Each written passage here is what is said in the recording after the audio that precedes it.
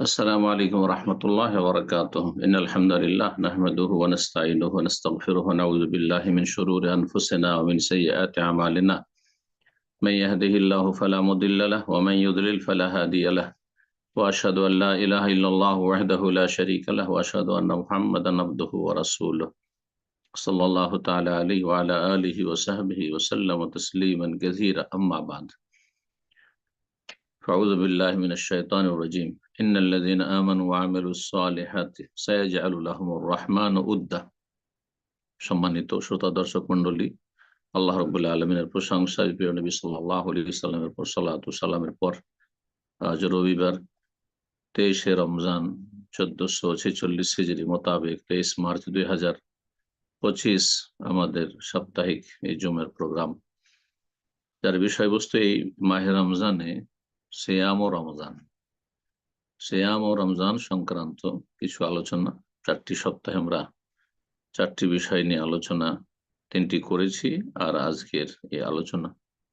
আগামী সপ্তাহে রমজান হয়তো আমাদের থেকে বিদায় নেবে আর আমাদের ঈদ উল ফিতর হয়ে যাবে, সুতরাং আমাদের আলোচনা হয়তো সেই সপ্তাহে স্থগিত থাকবে। তারপর ইনশাআল্লাহ তাআলা ধারাবাহিক আমাদের যে আলোচনা চলছে ফিকহুজ যাকাত তা চলতে থাকবে। আল্লাহ রাব্বুল আলামিন যেন আমাদের ইলম আমলে তৌফিক দান করেন, উপকারী জ্ঞান দান করেন, নেক আমলের তৌফিক দান করেন এবং ভালো পথে আহ্বান করার তৌফিক দান করেন। সমস্ত বালা মুসিবত অনিষ্ট থেকে আল্লাহ হেফাজতে রাখেন। মুসলিম ভাই বোন যে যেখানেই বসবাস করছেন, আল্লাহ তাদেরকে সার্বিক দিক থেকে হেফাজতে রাখেন। আজকে আলোচনা করব রমজান মাসের যে কয়েকটি দিন আর কয়েকটি রাত, বিশেষ করে এই দিনের চাইতে রাতের ফজিলত বেশি, যা আমাদের সামনে থেকে গেছে। এই সময়গুলি যে চলে যাচ্ছে অত্যন্ত মূল্যবান, গুরুত্বপূর্ণ। আমাদেরকে এগুলি আমাদের জীবনে গনিমত, মূল্যবান সম্পদ মনে করতে হবে, যা রব্বুল আলামিন এই মুসলিম উম্মাহকে দান করেছেন। যারা এর কদর করবে, মূল্যায়ন করবে, তারা ভাগ্যবান হবে, তারা দুনিয়া আখিরাতে সম্মানিত হবে রবের কাছে। আর যারা অবহেলা করবে, যারা গাফিলতিতে সময় কাটিয়ে দিবে, তারা ক্ষতিগ্রস্ত।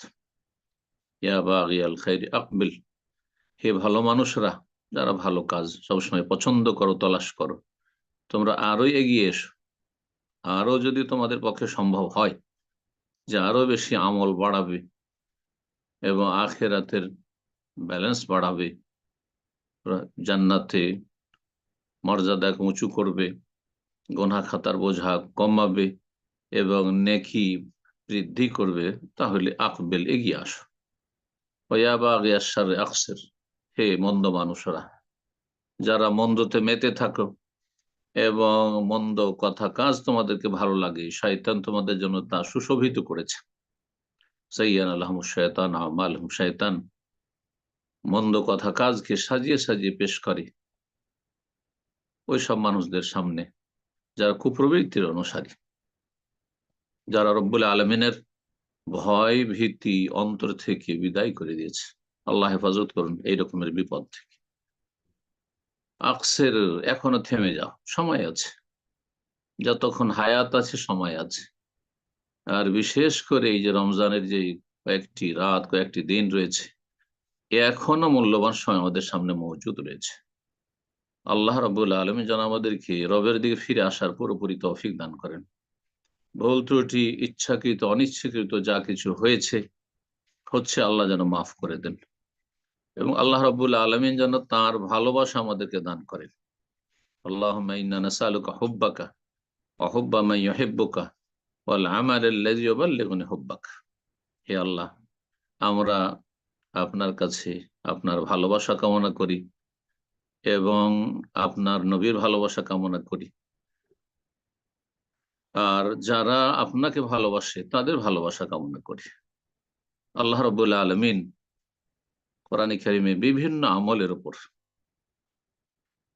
যে আমলগুলি মানুষ করলে, সেটা অন্তরের আমল হোক আর জবানের বাচনিক আমল হোক অথবা কাজকর্মের আমল হোক, আল্লাহ রাব্বুল আলামিন সেগুলির ক্ষেত্রে বলেছেন আল্লাহু ইউহিব্বুস সাবিরিন, আল্লাহু ইউহিব্বুল মুহসিনিন। এইভাবে আল্লাহ রাব্বুল আলামিন কাদেরকে ভালোবাসেন? সৎকর্মশীলদেরকে ভালোবাসেন, নিষ্ঠাবানদেরকে ভালোবাসেন। যারা এহসান করে, যাদের মধ্যে এহসানের গুণ রয়েছে তাদেরকে আল্লাহ ভালোবাসেন। যারা ধৈর্যশীল তাদেরকে আল্লাহ ভালোবাসেন। আল্লাহ রাব্বুল আলামিনের ভালোবাসা অর্জনে যেন তৌফিক দান করেন। আজকে আমরা আলোচনা করব বিশেষভাবে এই রমজানের কয়েকটি দিন রাতে যে গুরুত্বপূর্ণ আমলগুলি আমি আপনি করতে পারি এবং রবের সন্তুষ্টি হাসিল করতে পারি, রবের ভালোবাসা অর্জন করতে পারি। আল্লাহ যেন তৌফিক দান করেন। তো যে আমলগুলি রমজান মাসে আর বিশেষ করে এই যে কয়েকটি দিন রয়েছে আরো গুরুত্ব বেড়ে যায় এই সময়গুলিতে সেই আমলগুলির। আল্লাহ রাব্বুল আলামিন সাধারণভাবে কোরআনে কারীম সূরা মারইয়াম একটা আয়াতে বলেছে, ইন্নাল্লাযীনা আমানু ওয়া আমিলুস সালিহাত, নিশ্চয় যারা ঈমানদার, যেই ঈমানে শিরকের সংমিশ্রণ নেই, বড় শিরক ছোট শিরক থেকে আপনি বেঁচে আছেন, তাইলে সজাগ হইতে হবে, সচেতন হইতে হবে শিরক সম্পর্কে। আকীদা, আমলে, কথাই কাজে যেন শিরক না থাকে। আপনারা জানেন যে শিরক, বড় শিরক রয়েছে, ছোট শিরক রয়েছে। এই শিরক মুক্ত ঈমান হইতে হবে। আল্লাহর প্রতি বিশ্বাস এবং তার বিধিবিধানের স্বীকৃতি, আদেশ নিষেধের স্বীকৃতি, মেনে নেওয়া, কুফরি মুক্ত, মুনাফিকি মুক্ত, এসব ঈমান ভঙ্গকারী বিষয়, ঈমান বিধ্বংসী বিষয় যেন মানব জীবনে না থাকে।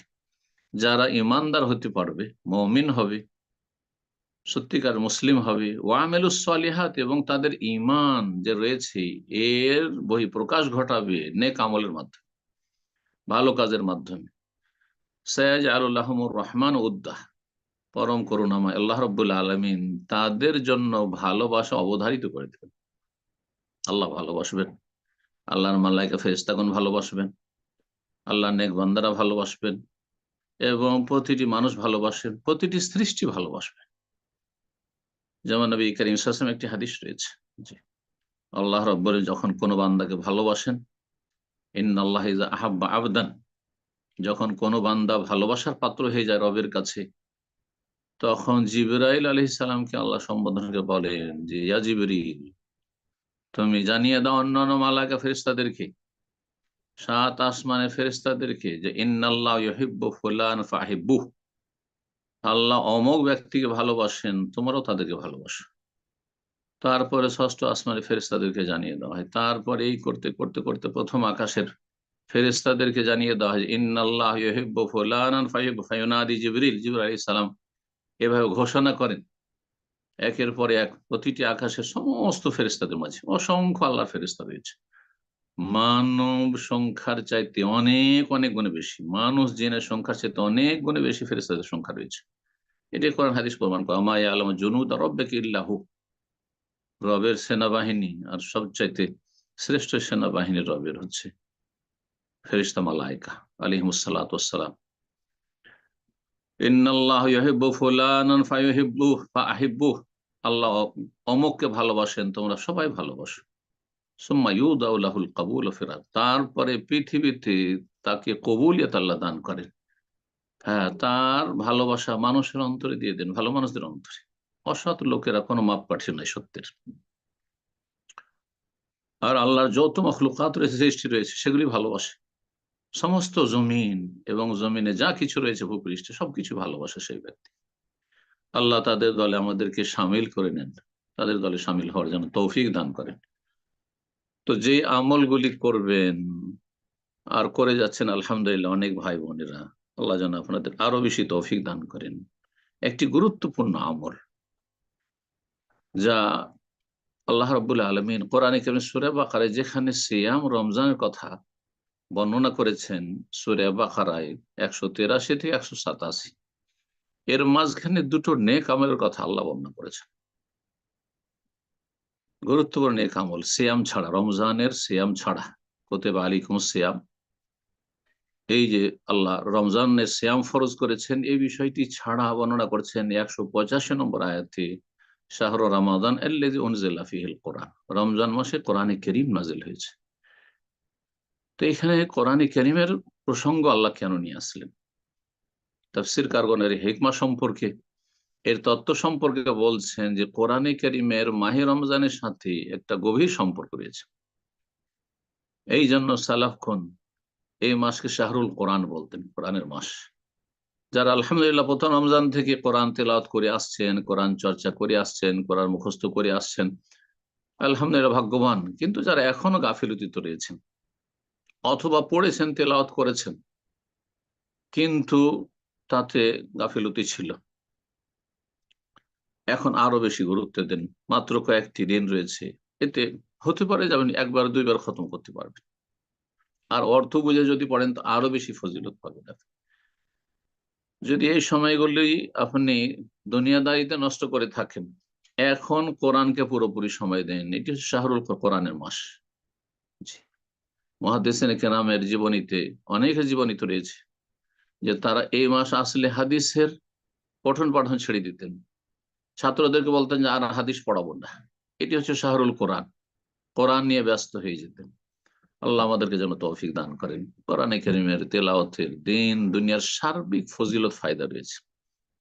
জীবনে যদি আপনি বরকত চান, আপনার শরীর স্বাস্থ্যে বরকত চান, আপনার মানসিক অবস্থা বরকত চান, আপনার পরিবারে যদি বারাকাত চান, আপনি সামাজিক বরকত চান, আর্থিক বরকত চান, রুজির অভাব অনুভব করছেন, আপনি মানসিক শারীরিক বিভিন্ন অশান্তি রয়েছে, অশান্তিত রয়েছেন, ফালাইকা বিল কোরআন, কোরআনকে আঁকড়ে ধরুন। আপনি কোরআনের তেলাওয়াত বেশি বেশি করুন, কোরআন নিয়ে গভীর ভাবে চিন্তা করুন, তাদাব্বুরে কোরআন করুন, কোরআনের অর্থ বোঝার চেষ্টা করুন যে রব্বুল আলমিনের কথা সবচেয়ে সুন্দর কথা, আল্লাহ নাজ্জার আহসান হাদিস, আল্লাহ কি বলেছেন। তো কোরআন কারীমের তেলাওয়াত করতে বলছি, আল্লাহ যেন তৌফিক দান করেন। ইকরাউল কোরআন, রাসূলুল্লাহ বলছেন তোমরা কোরআন বেশি বেশি পাঠ করো, ফাইন্নাহু ইয়াতি ইয়াউমাল কিয়ামাতি শাফিআন লিআসহাবিহি, কোরআন তেলাওয়াতকারীর জন্য কোরআন কারীম হাসর মাঠে সুপারিশ করবে। আল্লাহু আকবার। আল্লাহ যেন আমাদেরকে আহলুল কোরআন হিসাবে কবুল করেন, কোরআন সুন্নাহর অনুসারী হিসেবে আল্লাহ কবুল করেন, কোরআন কারীমের যথাযথ হক আদায় তৌফিক দান করেন, সার্বিক স্তরে মুসলিম জাতিকে কোরআনের বাস্তবায়ন তৌফিক দান করেন। দ্বিতীয় যে আমলটির কথা এই আয়াতগুলিতে রয়েছে, 186 নম্বর আয়াত দেখেন সূরা বাকারার 186 নম্বর আয়াত, 187তেও আপনার রোজা রমজানের মাসাইল, সাহারি, ইফতারির কথা রয়েছে। সেখানে কতক্ষণ পর্যন্ত আপনি রাতে খেতে পারবেন, শুভ সাদেক হওয়া পর্যন্ত, সুম্মাতি মুসিয়াম আল-লাইল, আর রাত আসা পর্যন্ত আপনি সিয়াম পালন করুন, আর তারপরে ইফতার করুন। এই কথাগুলো 187 নম্বর আয়াতে রয়েছে। কিন্তু 186 নম্বর আয়াত আপনি চিন্তা করে দেখুন, এখানে একটি ভিন্ন প্রসঙ্গ রয়েছে। বাহ্যিক তার এই রমজান বা সিয়ামের সাথে মনে হচ্ছে সম্পর্ক নেই, না সেখানে রমজানের মাসাইল রয়েছে, না সেখানে সিয়াম রোজা সংক্রান্ত মাসাইল রয়েছে। কি রয়েছে সেখানে? দোয়ার কথা রয়েছে, গুরুত্বপূর্ণ একটি ইবাদত। মহান আল্লাহ ইরশাদ করেছেন, ওয়াইজা সাআলাকা ইবাদি আন্নি ফাইন্নী করিব উজিবু দাওয়াতাদ দাঈ ইযা দাআন ফালিয়াস্তাজিবু লি ওয়া লিইউমিনু বি লাআল্লাহুম ইয়ারশুদুন। নবী করিম সাল্লাল্লাহু আলাইহি ওয়াসাল্লামকে সাহাবায়ে কেরামগণ একবার জিজ্ঞেস করলেন, ইয়া রাসূলুল্লাহ, আকারীবুন রাব্বুনা, আমাদের রব আল্লাহ কি কাছে? ফানুনাজি, তাহলে চুপিসারে কথা বলবো, গোপন আলাপ করব, আস্তে আস্তে আস্তে দোয়া করব, মনে মনে দোয়া করব। আমবাইদুন ফানুনাদি, নাকি আল্লাহ অনেক দূরে, যে চিল্লে কথা বলবো, চিৎকার করে কথা বলবো, উচ্চ স্বরে আল্লাহকে ডাক। এই যে সাহাবায়ে কেরাম জিজ্ঞাসা করলেন, এর উত্তর হিসাবে এটি হচ্ছে শানে নজুল এই আয়াতের। আল্লাহ নাজেল করলেন, ওয়াইদা সাআলাকা ইবাদি আন্নি, হে নবী, যখন তোমাকে জিজ্ঞাসা করে আমার কিছু বান্দারা আমার সম্পর্কে, আন্নি আমার সম্পর্কে জিজ্ঞাসা করে, যে আমাকে চিৎকার করে ডাকতে হবে না আস্তে মনে মনে ডাকতে হবে, আমি কাছে না দূরে, শোনার দিক থেকে, জানার দিক থেকে, পরিবেষ্টনের দিক থেকে, নেকবান্দাদের হেফাজতের দিক থেকে, এ সমস্ত দিক, আর এরকম যে দিকগুলি হতে পারে। কিন্তু রব্বুল আলমিনের জাতের দিক থেকে, সত্তার দিক থেকে আল্লাহ রব্বুল আলমিন তার আরো সে সমস্ত সৃষ্টির ঊর্ধ্বে, 7 আসমানের ঊর্ধ্বে তিনি আরো সে রয়েছেন।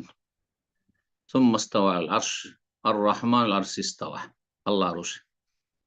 তো বলছিলাম যে আল্লাহ রাব্বুল ইরশাদ করেছেন যে বান্দারা যখন জিজ্ঞাসা করি আমার সম্পর্কে, যে আমি কাছে না দূরে, আমাকে আস্তে ডাকবে না জোরে ডাকবে, তো তুমি বলে দাও ফাইন্নি করিব, আমি অতি নিকটে। আল্লাহ রাব্বুল আলামিনকে দোয়া শোনার জন্য চিৎকার করে শোনাইতে হয় না, কোনো প্রয়োজন করে না। আল্লাহ অন্তরের কথাও জানছেন, অন্তরের কথা জানছেন, যে আপনার মন কি চায়, কোন প্রয়োজনটি আপনার রয়েছে রবের কাছে, আর আপনি কি মন নিয়ে আপনি আল্লাহর কাছে চাইছেন, কেমন আপনার আন্তরিকতা রয়েছে, কেমন আপনি আল্লাহর সামনে বিনয়ী, আল্লাহর মুখাপেক্ষী আপনি নিজেকে কতটা মনে করছেন, নাকি পরম্পরা চাইছেন, গতানুগতিক চাইছেন, কিন্তু মন থেকে আপনি চাইছেন না, তাও আল্লাহ জানছেন। আপনি কোনো কিছু চাইছেন না, কিন্তু মনে আপনার সেই কথার উদ্রেক হলো, খেয়াল আসলো যে এটা আমার লাগতো বা এটা আমার প্রয়োজন, আল্লাহ তাও জানছেন, আলিমুম বিযাতিস সুদূর। তারপরেও রব্বুল আলামিন দোয়া করতে বলেছেন। এর মানে এই নয় যে সুফিদের বিভ্রান্তিতে আপনি নিমজ্জিত হবেন। সুফিদের কথা হলো, আল্লাহ তো জানছেন আমাদের অবস্থা, চাওয়ার প্রয়োজন কি? না না, মোটেই না। আল্লাহ সবকিছু জানার পরেও আল্লাহ ভালোবাসেন যে আল্লাহকে আপনি ডাকবেন, আল্লাহ ভালোবাসেন যে আল্লাহর কাছে দোয়া করবেন, আল্লাহর শরণাপন্ন হবেন। সেই জন্য দোয়া একটি গুরুত্বপূর্ণ ইবাদত, বরং এবাদতের মূল সেটি, এবাদতের সেটি সারাংশ, এবাদতের সেটিকে মগজ বলা হয়েছে। যদিও মগজ দোয়া মুখুল এবাদ হাদিসটি তিরমিজিতে সনদের দিকে দুর্বলতা রয়েছে, কিন্তু সহিহ মুসলিমের হাদিস, রাসূলুল্লাহ সাল্লাল্লাহু আলাইহি ওয়াসাল্লাম বলছেন আদ-দুআ হুয়াল ইবাদাহ, দোয়াই হচ্ছে মূলত ইবাদত। আপনি চিন্তা করুন, এই যে সালাত সবচেয়ে গুরুত্বপূর্ণ মুসলিম জীবনে ইবাদত, নামাজ, এতে অন্তরের ইবাদত রয়েছে, খুশু, আল্লাহর কাছে আশা, আল্লাহর ভয়, এগুলি অন্তরের ইবাদত। এবং তার সাথে আপনার অঙ্গ প্রত্যঙ্গের ইবাদত রয়েছে, যে আপনি তাতে রফুল ইয়াদাইন করছেন, আর তারপরে আপনি বুকে হাত বাঁধছেন, আপনি কিয়াম করছেন, দাঁড়াচ্ছেন, তারপর রুকু করছেন, তারপরে আপনি রুকু থেকে উঠছেন, আবার দাঁড়াচ্ছেন, সেজদা করছেন, সেজদার মাঝখানে আপনি বসছেন, বৈঠক করছেন, আবার জলসা আত্তাহিয়াতের জন্য, তাশাহুদের জন্য বসছেন, আবার ডানে বামে সালাম ফিরছেন, এগুলি অঙ্গ প্রত্যঙ্গের ইবাদত। আর আরেক রকমের ইবাদত রয়েছে, যেটি অন্তরের ইবাদত পরে, অন্তরের ইবাদতের পরে গুরুত্বপূর্ণ ইবাদত, সেটি হচ্ছে বাচনিক ইবাদত, দোয়া। এই জন্য আপনার আল্লাহ রাব্বুল আলামিনের গুণগানমূলক দোয়া, বিসমিল্লাহ দোয়া। কারণ আল্লাহর গুণগান, দোয়া হচ্ছে দুই রকম। ওলামায়ে কেরামগণ বলেছেন যে দোয়া হচ্ছে দুই রকমের, একটি হচ্ছে দোয়া ও ইবাদা, ইবাদতের দোয়া, আর একটা দোয়া মাসআলা, একটা হচ্ছে চাওয়ার দোয়া, যাচ্ছাগত দোয়া। আপনি আল্লাহর কাছে কিছু চাইছেন, এইরকম দোয়া। আর আল্লাহ রাব্বুল আলামিনের গুণগান করছেন আপনি, প্রশংসা করছেন আপনি, মহিমা ঘোষণা করছেন আপনি, এইরকম দোয়া। আর এই উভয় প্রকারের দোয়াই সূরা ফাতিহাতে রয়েছে। আর সূরা ফাতিহা এমন একটি গুরুত্বপূর্ণ দোয়া, যে যেই দোয়া ছাড়া, যে সূরা পাঠ ছাড়া সালাত হয় না। লা সালাতা লিমান লাম ইয়াকরা বিফাতিহাল কিতাব, যে ব্যক্তি সূরা ফাতিহা পড়ে না, তার সালাত হয় না, কোনো সালাত নেই। সূরা ফাতিহা, ফাতিহাতুল কিতাব ভিন্ন, রাসূলুল্লাহ সাল্লাল্লাহু আলাইহি ওয়াসাল্লাম বলছেন। চিন্তা করুন, সূরা ফাতিহাতে আয়াত কয়টি রয়েছে? জি, চাসাবুল মাসানি, 7টি আয়াত বিশিষ্ট সূরা। তাতে 3.5 আয়াতে আল্লাহর গুণগানমূলক, ইবাদতমূলক দোয়া রয়েছে প্রথম দিকে।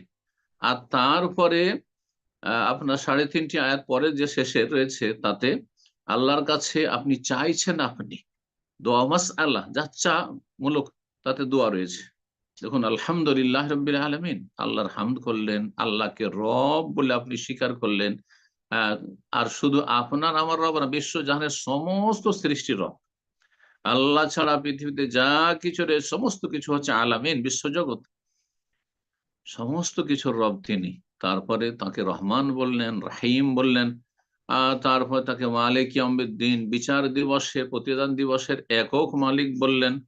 আর এই পর্যন্ত, তারপরে আরো দেখেন 3টি হয়ে গেল, আলহামদুলিল্লাহ রাব্বিল আলামিন, আর রহমানির রাহিম, মালিক ইয়াউমিদ্দিন, ইয়্যাকা না'বুদু।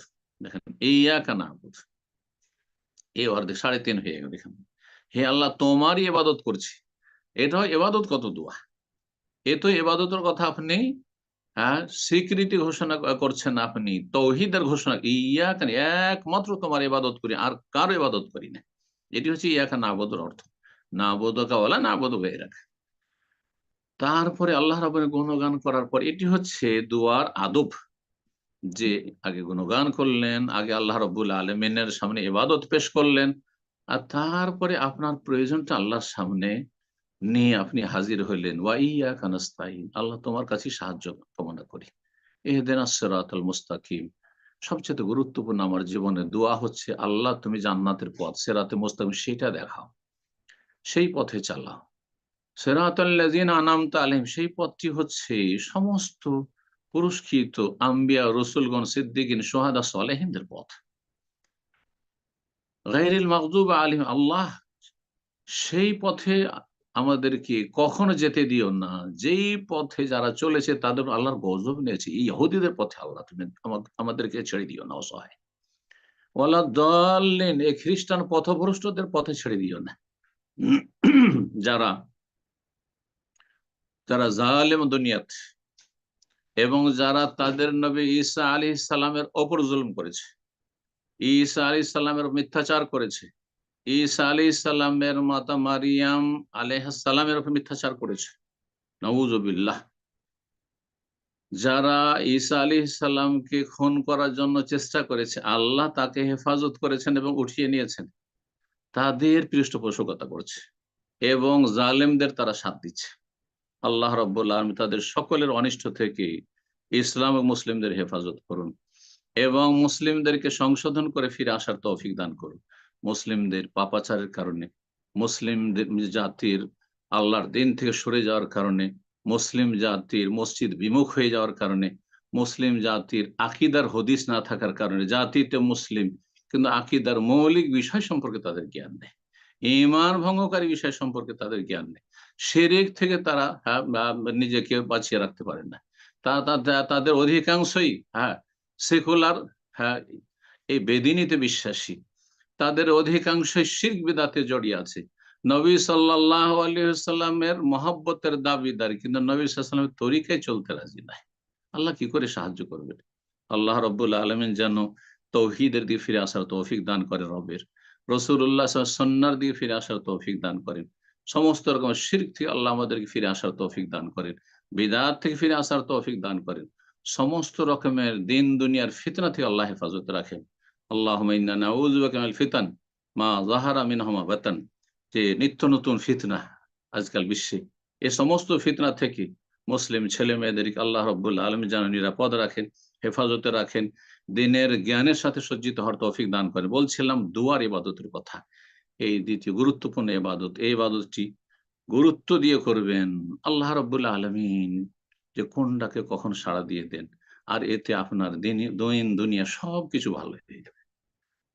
অনেক সময় এক একটি করে দোয়া করতে গিয়ে গুরুত্বপূর্ণ দোয়াগুলি হয়তো মিস হয়ে গেছে, আপনি ভুলে গেছেন, পরে খেয়াল করছেন এই বিষয়গুলো তো রমজান পার হয়ে চলে গেল, আমি তো এই বিষয়গুলি চাইলাম না, কিন্তু আমার জন্য খুবই জরুরি ছিল, আমার পরিবারের জন্য খুব জরুরি ছিল। সুতরাং আপনি এমন একটি দোয়া খুব বেশি বেশি পাঠ করুন, যে দোয়াটি রাসূলুল্লাহ সবচেয়ে বেশি পাঠ করতেন, এবং তার মাধ্যমে দুনিয়ার সমস্ত আপনার প্রয়োজন চেয়ে নিলেন, আখিরাতের সমস্ত গরজ আপনি চেয়ে নিলেন। রব্বানা আতিনা ফিদ দুনিয়া হাসানা ওয়া ফিল আখিরাতি হাসানা ওয়া কিনা আযাবান্নার। এবং দোয়া করার ক্ষেত্রে দোয়া আল্লাহ কবুল করবেন, এতে আশাবাদী হবেন। আল্লাহ সম্পর্কে হুসনে যেন সুধারণা থাকে, আমার মতো লোকের দোয়া কি আল্লাহ কবুল করবেন? আমি তো পাপী তাপী গুনাহগার। না, না, আপনি গুনাহ থেকে ফিরে আসুন, তওবা করে আসুন। আল ইনকিসার বাইনা ইয়াদাইল্লাহ, আল্লাহর সামনে আপনি বিনয় হন, আল্লাহর সামনে আপনার অন্তরটাকে নরম করেন এবং আল্লাহর কাছে নিজের অসহায়তা প্রকাশ করেন। দেখেন আপনার দোয়ারাও শোনেন কিনা। উদউল্লাহ ওয়া আনতুম মুকিনুনা বিল ইজাবা, তোমরা আল্লাহর কাছে দোয়া করো যেন তোমাদের ইয়াকিন থাকে, দৃঢ় বিশ্বাস প্রত্যয় থাকে যে আল্লাহ আমাদের দোয়া কবুল করবেন। রব্বুল আলামিন যেন এইভাবে আমাদের দোয়া করার তৌফিক দান করেন। এই সময়গুলোতে গুরুত্বপূর্ণ ইবাদত হচ্ছে এতেকাফ। এতেকাফ করেন 10টি দিন যদি করেন, 21 তারিখ থেকে সেটি সুন্নাহ। ঠিক আছে, 2-4 দিন চলে গেছে, কোনো অসুবিধা নেই, আপনি একদিনের এতেকাফ করতে, অনেকের ছুটি নেই, হয়তো ব্যস্ততা রয়েছে, সুতরাং একদিনের এতেকাফ করেন, 2 দিনের করেন, আপনি 3 দিনের করেন, আপনি এক রাতের করেন। ওমর রাদিয়াল্লাহু তাআলা এক রাতের এতেকাফ মান্নত করেছেন, নবী সাল্লাল্লাহু আলাইহি ওয়াসাল্লাম তাকে স্বীকৃতি দিয়েছেন। এতেকাফ হচ্ছে সুন্নাহ, এতেকাফ ফরজও নয়, আর ফরজে কেফায়াও নয়, আর ওয়াজিবও নয়।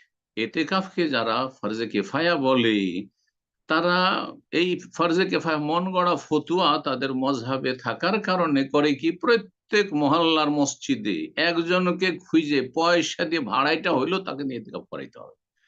আর সে ফাসেক হোক, সে ফাজের পাপিষ্ট হোক, সে সুদখোর হোক, সে হারাম খাচ্ছে, সে বিভিন্ন হারামে জড়ে, পাপে জড়ে, কিন্তু কোন রকমকে রাজি করে, এমনকি পয়সার এগনিস্টে সে, হ্যাঁ, পয়সা পাবে সেই জন্য সে এতেকাফে বসেছে। এগুলি হচ্ছে অজ্ঞতা। এগুলো মজহাবের নাম হচ্ছে অজ্ঞতা। মজহাবের ফতোয়া রয়েছে, সেই ফতোয়া ইজতিহাদে ভুলও হইতে পারে, আর অধিকাংশ আইম্মায়ে কেরামগণ সেটাকে সুন্নাত বলেছেন, আর এটি নবী সাল্লাল্লাহু আলাইহি ওয়াসাল্লামের সুন্নাত নিশ্চিত।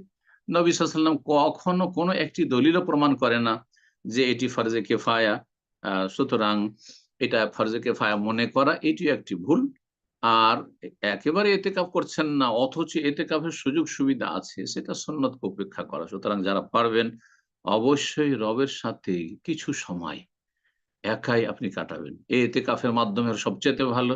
আর না হলে রাতের অন্ধকারে এই মোবারক রাতগুলিতে কিছুক্ষণ নির্জনে আপনি কাটাবেন, একা থাকবেন, সবসময় মানুষের মাঝে ভিড় ভাড়ে থাকবেন না। এবং সেই সময় আল্লাহ রাব্বুল আলামিনের সাথে আপনি চুপিসারে কথা বলবেন, তওবা করবেন, ইস্তেগফার করে ক্ষমা চাইবেন। আপনি অনুতপ্ত হবেন আপনার অতীতের যে সব ভুল ভ্রান্তি রয়েছে তার উপর। রবের কাছে আপনি চাইবেন আপনার দুনিয়া আখিরাতের কল্যাণ। আল্লাহ রাব্বুল আলামিন যেন আমাদের সকলকে তৌফিক দান করেন। এই দিনগুলিতে আরো যে সুযোগ রয়েছে, যারা বাইতুল্লাহর কাছাকাছি রয়েছেন অথবা এখনো হয়তো আসতে পারবেন, তাদের জন্য রমজান মাসে একটি উমরা করে নেওয়া। সহিহ বুখারীর হাদিস, রাসূলুল্লাহ সাল্লাল্লাহু আলাইহি সাল্লাম একজন সাহাবিয়াকে, যিনি অসুস্থ ছিলেন, হজে যেতে পারেননি, বললেন যে তুমি হজ করতে পারেনি, শোনো তাহলে এক কাজ করো, রমজান মাস আসলে তুমি একটি উমরা করে নিও। এতে কি হবে, উমরাতুন ফি রমাদান তা'দিলু হাজ্জাতান আও ক্বাল হাজ্জাতাম মাই। রমজান মাসে একটি উমরা করলে, একটি উমরা অথবা আমার সাথে একটি উমরা, একটি হজ অথবা আমার সাথে হজ করার সওয়াব পাবে, আমার সাথে হজ করার সমান নেকি তুমি পেয়ে যাবে। কিন্তু তার মানে এই নয় যে আপনার ফরজ হজ করার সামর্থ্য আছে, পয়সা আছে, আর শুধু ওমরা করে ছেড়ে দিবেন, এটা একটি ভুল। আজকাল অনেকেই একাধিকবার ওমরা আসছেন, অথচ কয়েকবারের ওমরার টাকা দিয়ে হজ করা যেত। তাহলে আপনার জন্য এভাবে ওমরায় বারবার আসা জায়েজ নয়। এই ক্ষেত্রে কেউ যদি ফতোয়া দিয়ে থাকে তাহলে এতটুকুতে ঠিক আছে, কিন্তু আপনার শুধু টাকা আছে ওমরা করার, আর আপনার আহ, এমন কোন শক্তি সামর্থ্য আর্থিক নেই যে আপনি হজ করতে পারবেন, আহ, আর আপনি ওমরা করতে পারবেন না, আগে হজের প্রস্তুতি নিতে থাকেন, সে 5 বছর 7 বছর লেগে যাক, কিন্তু আপনি উমরে আসতে পারবেন না, এইরকম ফতোয়া হচ্ছে সাজ ফতোয়া, বিরল ফতোয়া, উদ্ভট ফতোয়া। এইরকম ফতোয়ার ভ্রুক্ষেপ করবেন না। আল্লাহ রাব্বুল আলামিন যেন আমাদেরকে নেক আমলে বেশি বেশি অংশ নেওয়ার তৌফিক দান করেন। রমজান শেষ হলে জাকাতুল ফিতর একটি গুরুত্বপূর্ণ ইবাদত, ফরজ ইবাদত। মাথা প্রতি 1 সা করে খাদ্যদ্রব্য ফিতরা দেবেন, টাকা দিয়ে ফিতরা দেবেন না। প্রতি বছর কত টাকা নির্ধারিত হইলো বাইতুল মোকাররম থেকে, অমুক জায়গায় তমুক জায়গা থেকে, আমাদের অমুক মাদ্রাসা থেকে, এসবের ভ্রুক্ষেপ করবে, এগুলো মন গড়া কথা। রাসূলুল্লাহ সাল্লাল্লাহু আলাইহি ওয়াসাল্লাম 1400 বছর আগে ফয়সালা করে দিয়ে চলে গেছেন, সাআম মিন তামিন, খাদ্য দ্রব্য থেকে 1 সা করে, 1 সার ক্ষেত্রে সতর্কতা হচ্ছে 3 কেজি করে চাউল দেন, গম দেন, খেজুর দেন, খাদ্যদ্রব্য যেটি তা দেন। আর যারা অভাবী তাদেরকে অভাব মুক্ত করতে বলা হয়েছে। টাকা যারা শুধু খাবার নিতে চায় না, তারা অভাবী নয় আসলে। সাইকুল হাসান রাহিমাহুল্লাহ বলছেন, যারা টাকা নিতে রাজি না, তার যে টাকা নিতে চায় কিন্তু খাবার নিতে রাজি নয়, চাউল দিলেন না, না না চাউল লাগবে না, চাউলের প্রয়োজন নেই, তার মানে সে সচ্ছল, তাকে দেবেন না, তার জন্য ফিতরা জায়েজ নাই। আশা করি বিষয়টি বোঝা গেছে। আর এই ফিতরা মসজিদ মাদ্রাসায় দিলে হবে না, মাদ্রাসাতে ফিতরা চলে যাচ্ছে, না না, মোটেই না। মূলত ফিতরা হচ্ছে গ্রামের গরিব, অভাবী, ফকির মিসকিনদের জন্য। ঈদের দিনগুলিতে তাদের বাড়িতে যেন অভাব না থাকে, এবং তাদেরকে ঈদের দিনগুলিতে শ্রম না করে বেড়াতে হয়, কাজ না করতে হয়, মজদুরি না করতে হয়, আল্লাহ রাব্বুল আলামিন আমাদেরকে নেক আমলের তৌফিক দান করেন, গুনাহ খাতা মাফ করেন এবং আল্লাহ উপকারী জ্ঞান দান করেন। রমজান মাসে আল্লাহ রাব্বুল আমাদেরকে জান্নাতি হিসেবে কবুল করেন, জাহান্নামের আযাব থেকে আল্লাহ আমাদেরকে মুক্তি দান করেন। রব্বানা আতিনা ফিদ দুনিয়া হাসানাহ ওয়া ফিল আখিরাতি হাসানাহ ওয়া কিনা আযাবান নার। রব্বানা যালামনা আনফুসানা ওয়া ইল্লাম তাগফির লানা ওয়া তারহামনা লানাকুনান্না মিনাল খাসিরিন। সুবহানা রাব্বিকা রাব্বিল ইজ্জাতি আম্মা ইয়াসিফুন ওয়া সালামুন আলাল মুরসালিন ওয়ালহামদুলিল্লাহি রাব্বিল আলামিন। সম্মানিত দিনী ভাই ও বোনেরা, এখনই আমাদের প্রশ্নোত্তর পর্ব শুরু হবে। তো প্রশ্ন করার ক্ষেত্রে স্মরণ করে দিচ্ছি দু একটি নিয়ম নীতি। প্রশ্ন করার সময় অবশ্যই আমরা সংক্ষিপ্ত আকারে প্রশ্ন করার চেষ্টা করব এবং একটা করে প্রশ্ন, এবং যে শহর বা দেশ থেকে আমরা প্রশ্ন করছি অবশ্যই প্রেক্ষাপট বোঝার উদ্দেশ্যে আমরা মেনশন করব।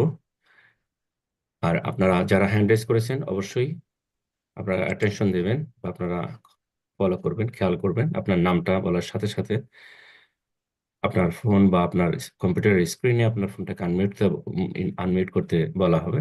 তো আপনি আনমিউট করে প্রশ্ন করবেন। তো আমরা সময় না নিয়ে শুরুতেই প্রশ্ন নেব। প্রশ্ন করবেন জামান। আপনি প্রশ্ন করুন।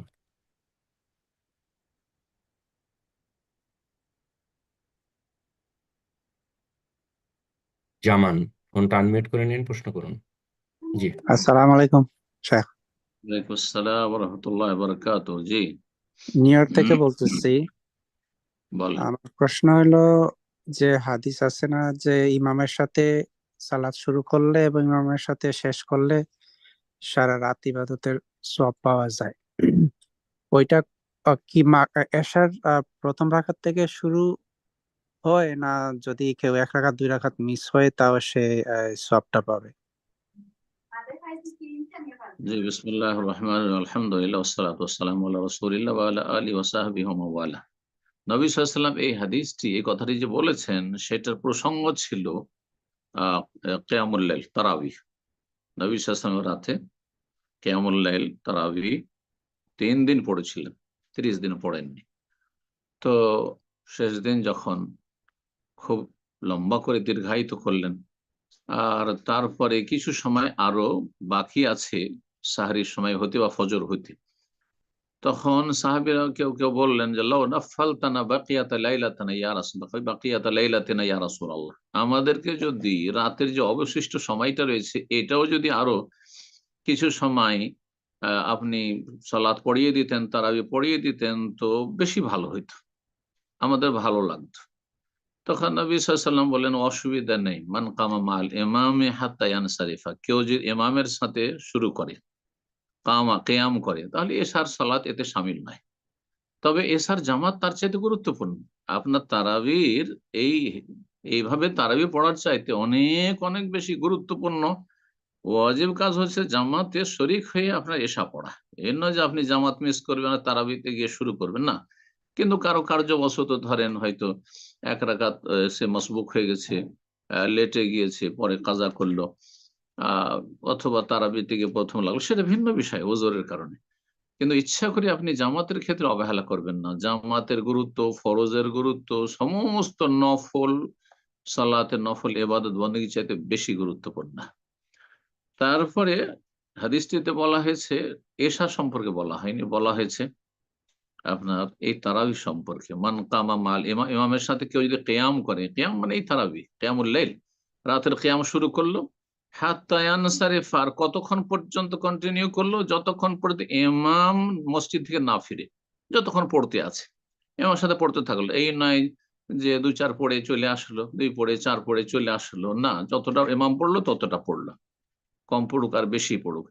যদি নবী সাল্লাল্লাহু আলাইহি ওয়াসাল্লামের সংখ্যার দিক থেকে সুন্নত দীর্ঘায়িত করার সাথে হচ্ছে 8 রাকাত আর 3 রাকাত বেতর, কিন্তু কম পড়ুক আর বেশি পড়ুক নফল হিসাবে পড়তে কোনো অসুবিধা নেই। ইমামের সাথে শুরু করলেন, ইমামের সাথে শেষ করলেন, তাহলে কুতিবা লাহু কিয়ামুল লাইলা, তার জন্য সারা রাতের কিয়ামের ফজিলত লেখা হবে। কিন্তু নবী সাল্লাল্লাহু আলাইহি ওয়াসাল্লাম কত সুন্দর করে কত লম্বা পড়েছিলেন। এই হাদিস আজকাল প্রাথমিক পর্যায়ের কিছু ইমাম, কিছু খতিব আর কিছু আলোচক এই আধা ঘন্টার তারাবি, হ্যাঁ ফরজ নামাজ সহ আধা ঘন্টার তারাবি, আর তাতে আধা ঘন্টা পড়িয়ে দেওয়ার পরে বলছে যে মান কামা মাল ইমাম হাত্তা ইয়ানসাব কুতিবা লাহু কিয়ামুল লাইলা। এই যে ইমামের সাথে আধা ঘন্টা পড়লেন না আর ইমামের সাথে ফিরলেন, আপনি সারা রাতের সব পেয়ে গেলেন। আরে ভাই, এত সস্তা করে দেন ইসলামকে? হ্যাঁ, হাদিস যেভাবে রয়েছে সেভাবে বোঝার চেষ্টা করুন। নবী সাল্লাল্লাহু আলাইহি সাল্লামকে সাহাবারা কোন সময়টা জিজ্ঞাসা করেছিলেন, প্রেক্ষাপট ব্যাকগ্রাউন্ডটা কি ছিল, আর তারপরে কি অন্তর নিয়ে তারা জিজ্ঞাসা করেছিলেন, আর তারপরে নবী সাল্লাল্লাহু আলাইহি সাল্লাম কোন প্রসঙ্গে উত্তরটি দিয়েছিলেন। যে আর যে কিছুক্ষণ ১ ঘন্টা, আধা ঘন্টা বা ১.৫ ঘন্টা সময় আছে, এই ২ ঘন্টা সময় আছে, হয়তো বা ১ ঘন্টা সময় আছে, এইটুকু না পড়লে তোমার সারা রাতের সওয়াব পেয়ে যাবে। এই নয় যে তুমি ১৫-২০ মিনিট হাজির হলে আর তারপরে একবারে এক্সপ্রেস তারাবির নামাজ আর সারা রাতে সওয়াব পেয়ে গেলে। না, না, এটা আসলে বোঝানো হয়। আল্লাহ যেন ভালোভাবে ইসলাম বোঝার তৌফিক দান করেন। ভালো ইসলাম বুঝবেন, তাহলে ভালো আমল হবে। আল্লাহ তৌফিক দান করেন। আমিন। প্রশ্ন করবেন সাবহা, আপনি প্রশ্ন করুন। আসসালামু আলাইকুম শেখ। ওয়ালাইকুম আসসালাম ওয়া রাহমাতুল্লাহি ওয়া বারাকাতুহু। জি। জি, আমার প্রশ্ন হচ্ছে তালাক বিষয়ে আর কি। হুম, বলেন। যে আমি আগে হানাফি মাযহাবে ছিলাম, কিন্তু আমি জানতাম না আমি যে হানাফি মাযহাব যে ফলো করতেছি। কিন্তু এখন আমি সহিহ আকীদায় আসছি। কিন্তু আমার স্বামী হানাফি মাযহাবে ফলো করে আরকি। তো একদিন আমি আমার স্বামীকে বলি যে, "তুমি আমাকে তালাক দেওয়ার অধিকার দাও।" তো পরে আমার স্বামী আমাকে বলে যে, "তুমি যেহেতু আমার কাছে তালাকের অধিকার চাইছো, আমি তোমাকে তালাকের অধিকার দিলাম।" তো পরে আমি সাথে, সাথে আমি আমার নিজের উপর একসাথে আমি বলে ফেলছি যে, আমি আমার নিজের উপর ১ তালাক, ২ তালাক, ৩ তালাক গ্রহণ করলাম। পরে উনি আবারও বলছে যে, "আমি তোমাকে তালাকের অধিকার দিলাম।" পরে আমি আবারও বলছি, "আমি গ্রহণ করলাম।" পরে উনি আবারও বলছে যে, "আমি তোমাকে তালাকের অধিকার দিলাম।" পরে আমি আবারও বলছি যে, "আমি গ্রহণ করলাম।" তো অনেকে জিজ্ঞেস করছি পরে এই কাহিনীটা। পরে কেউ, কেউ বলে ১ তালাক হইছে, কেউ বলে ৩ তালাক হইছে, কেউ বলে খোলা হইছে, কেউ বলছে আবার নতুন করে বিয়ে পড়াইতে হবে। পরে আমার একজন বলে যে, "আপনার স্বামীকে বলেন যে আপনার কাছ থেকে তালাকের অধিকারটা নিয়ে নিতে।" পরে উনি আমার থেকে তালাকের অধিকারটা নিয়ে নেয়। তারপর আমি একজন সহিহ আকীদার একজনকে জিজ্ঞেস করছি, আরে বলছে যেহেতু ওইটা স্ত্রীর পক্ষ থেকে হইছে তাহলে এটা খোলা হইছে আরকি। স্ত্রীর পক্ষ থেকে যতগুলোই তালাক হয় ওগুলোকে খোলা বলে। কিন্তু আমি শায়েখ ডক্টর আবু বকর মোহাম্মদ জাকারিয়া হাফিজুল্লাহ হুজুরের আলোচনা শুনছিলেন যে এগুলো নাকি তালাকি হইতেছে, এগুলো খোলা হইতেছে না। বা কেউ চাইলে একবারে ১ তালাকও দিতে পারে বা ৩ বারে ৩ তালাকও দিতে পারে আরকি। এখন আমাদের আবার নতুন করেও বিয়েও পড়ানো হয়। তো এখন এখন মাসালাটা কি আরকি? আমরা কি একসাথে থাকতেছি যেটা কি জিনা হইতেছে নাকি আমরা হালালে আছি? আল্লাহ হেদায়েত করেন। প্রথম কথা, আপনার স্বামী হানাফি, আপনি আহলে হাদিস, অথবা আপনার স্বামী আহলে হাদিস, আপনি হানাফি, বিয়েতে অসুবিধাটা কি? যদি বড় শিরক কুফরিত মাজার পূজায় না থাকে, বেরেলবি মাজার পূজারি না হয়, তাহলে সে মুসলিম। সুতরাং আপনার এইভাবে তালাক আপনি সহিহ আকীদা মানহাজে আসলেন, সেই জন্য আপনাকে তালাকের অধিকার চেয়ে নিতে হবে, এটাই তো আপনার অজ্ঞতা হয়েছে, এটা ভুল সিদ্ধান্ত হয়েছে। আর তারপরে যখন চেয়ে নিলেন, আপনি এই এখতিয়ার যখন চেয়ে নিলেন যে আমাকে তুমি অথরাইজ করে দাও, তফবিজ, তালাক তফবিজ, আমাকে অথরাইজ করে দাও, তো যখন করে দিলেন তো আপনাকে চিন্তা করে করতে হবে যে আমি যখন এই ক্ষমতা নিয়ে নিলাম, অধিকার নিয়ে নিলাম, তাহলে আমাকে চূড়ান্ত ফয়সালায় আসতে হবে যে আমি থাকবো না। আবার করেও নিলেন, আবার তালাকও নিয়ে নিলেন, আর তারপরে এখন আবার থাকার কেন চিন্তা? তাহলে আগে চিন্তা করা উচিত ছিল না? আগে চিন্তা করা উচিত ছিল। তালাকের বিষয়গুলি বহুবার চিন্তা করতে হবে, স্বামীকেও বহুবার চিন্তা করতে হবে, স্ত্রীকে, তারপরে তালাকের পর্যায়ে যেতে হবে, তালাকের পরিস্থিতিতে যেতে হবে। এমনি এত সহজ তালাক নয়। তালাকের আগে মেলা সমাধান রয়েছে। আচ্ছা, তারপরে যদি সমাধান নাই হয় কোনো কোনো বিষয়, কিন্তু সেটা ইমান কুফরি বিষয় নয়। এই নয় যে সে স্বামী নাস্তিক, এই নয় যে সে একেবারে বেনামাজি, এই নয় যে সে মাজার পূজারি, এই নয় যে সে হচ্ছে ইসলামের দুশমন। না, কিছু ফিকহি মাসালে ইখতিলাফ রয়েছে, কিছু ভুল ফতোয়ায় তারা রয়েছে, কিন্তু কথা হচ্ছে তারা মুসলিম। জি, কেউ খাঁটি মুসলিম, সহিহ সুন্নাহর অনুসারী মুসলিম, কেউ হচ্ছে আহ, আংশিক কিছু ত্রুটিপূর্ণ মুসলিম। আল্লাহ সকলকে হেদায়েত দান করুন। তো এই সব বিষয়গুলিতে এইভাবে আপনার যে কাজগুলি করেছেন, এগুলির কুফল এগুলি, যে আপনি এখন মানসিক আর অশান্তিতে, পারিবারিক অশান্তিতে ভুগছেন। এইরকম কাজ করতে নেই। পুরুষদেরকে বলছি আর স্ত্রীদেরকে বলছি, আপনার স্বামী স্ত্রীতে মজহাবের বা আকীদা মানহাজের পার্থক্য থাকতে পারে, কিন্তু ইমান কুফরি যতক্ষণ বিষয় না হবে ততক্ষণ পর্যন্ত এই রকমের পদক্ষেপ মোটেই জায়েজ নয়। জি, বিভিন্ন পাপে স্ত্রী জড়িয়ে আছে, বিভিন্ন পাপে স্বামী জড়িয়ে আছে, তারপর সংসার করতে হবে যতক্ষণ পর্যন্ত বড় কুফরি না হয়েছে, ঈমান নষ্ট না হয়ে যাচ্ছে, বা প্রাণ নাশের ঝুঁকি না আছে। এইসব বিষয়গুলি রয়েছে বড় বড় অপরাধের ক্ষেত্রে সেটি। তো আল্লাহ যেন সঠিক বুঝ দান করেন। তারপরে তালাকের মাসলা আমরা অনলাইনে জমে বলি না, এটা যারা নিয়মিত আমাদের এখানে ক্লাস করেন তারা জানেন। সুতরাং আপনি ডক্টর আবু বকর জাকারিয়া সাহেবকে জিজ্ঞাসা করেছেন, তিনি যেটা বলেছেন সেটার উপরে আপনি আমল করেন, আর তারপরে আপনি ওইভাবে আপনি করেন। তালাকের তফিজ আপন জায়গায় ফিকি কিতাবের মাসলায় রয়েছে যে আপনি যদি অথরাইজড হয়ে যান তালাকের জন্য আর তারপরে তালাক নেন, একই মজলিসে 100 তালাক দিল, 1 তালাক হবে, এটাই সঠিক। কিন্তু আপনি 3 বারে যদি করে থাকেন 3 টাইমে, তাহলে 3 টাইমে হলে তো ধরেন 3 মাসে হয়েছে বা 10 দিন পর পর হয়ে গেছে 3 বার, তাহলে তো ফিনিশ হয়ে গেছে। তো এই সব বিষয়গুলি আসলে তালাকে যেতে হয় চিন্তা ভাবনা করে, যার এর সাথে থাকবো না বা একে রাখবো না, তখন তালাকে যেতে হয়। আল্লাহ সঠিক বুঝদান করুন। আর যে দেশে আছেন, আশা করি বাংলাদেশে আছেন, সেখানে ভালো আলেমরা রয়েছে, তাদের সাথে সরাসরি যোগাযোগ করে তালাকের ফতোয়া নেবেন। তালাকের ফতোয়া অনলাইনে হয় না। বারাকাল্লাহ ফিক। আল্লাহ হেদায়েত দান করুন। আমিন। প্রশ্ন করবেন নাহিদ রহমান, জি আপনি প্রশ্ন করুন।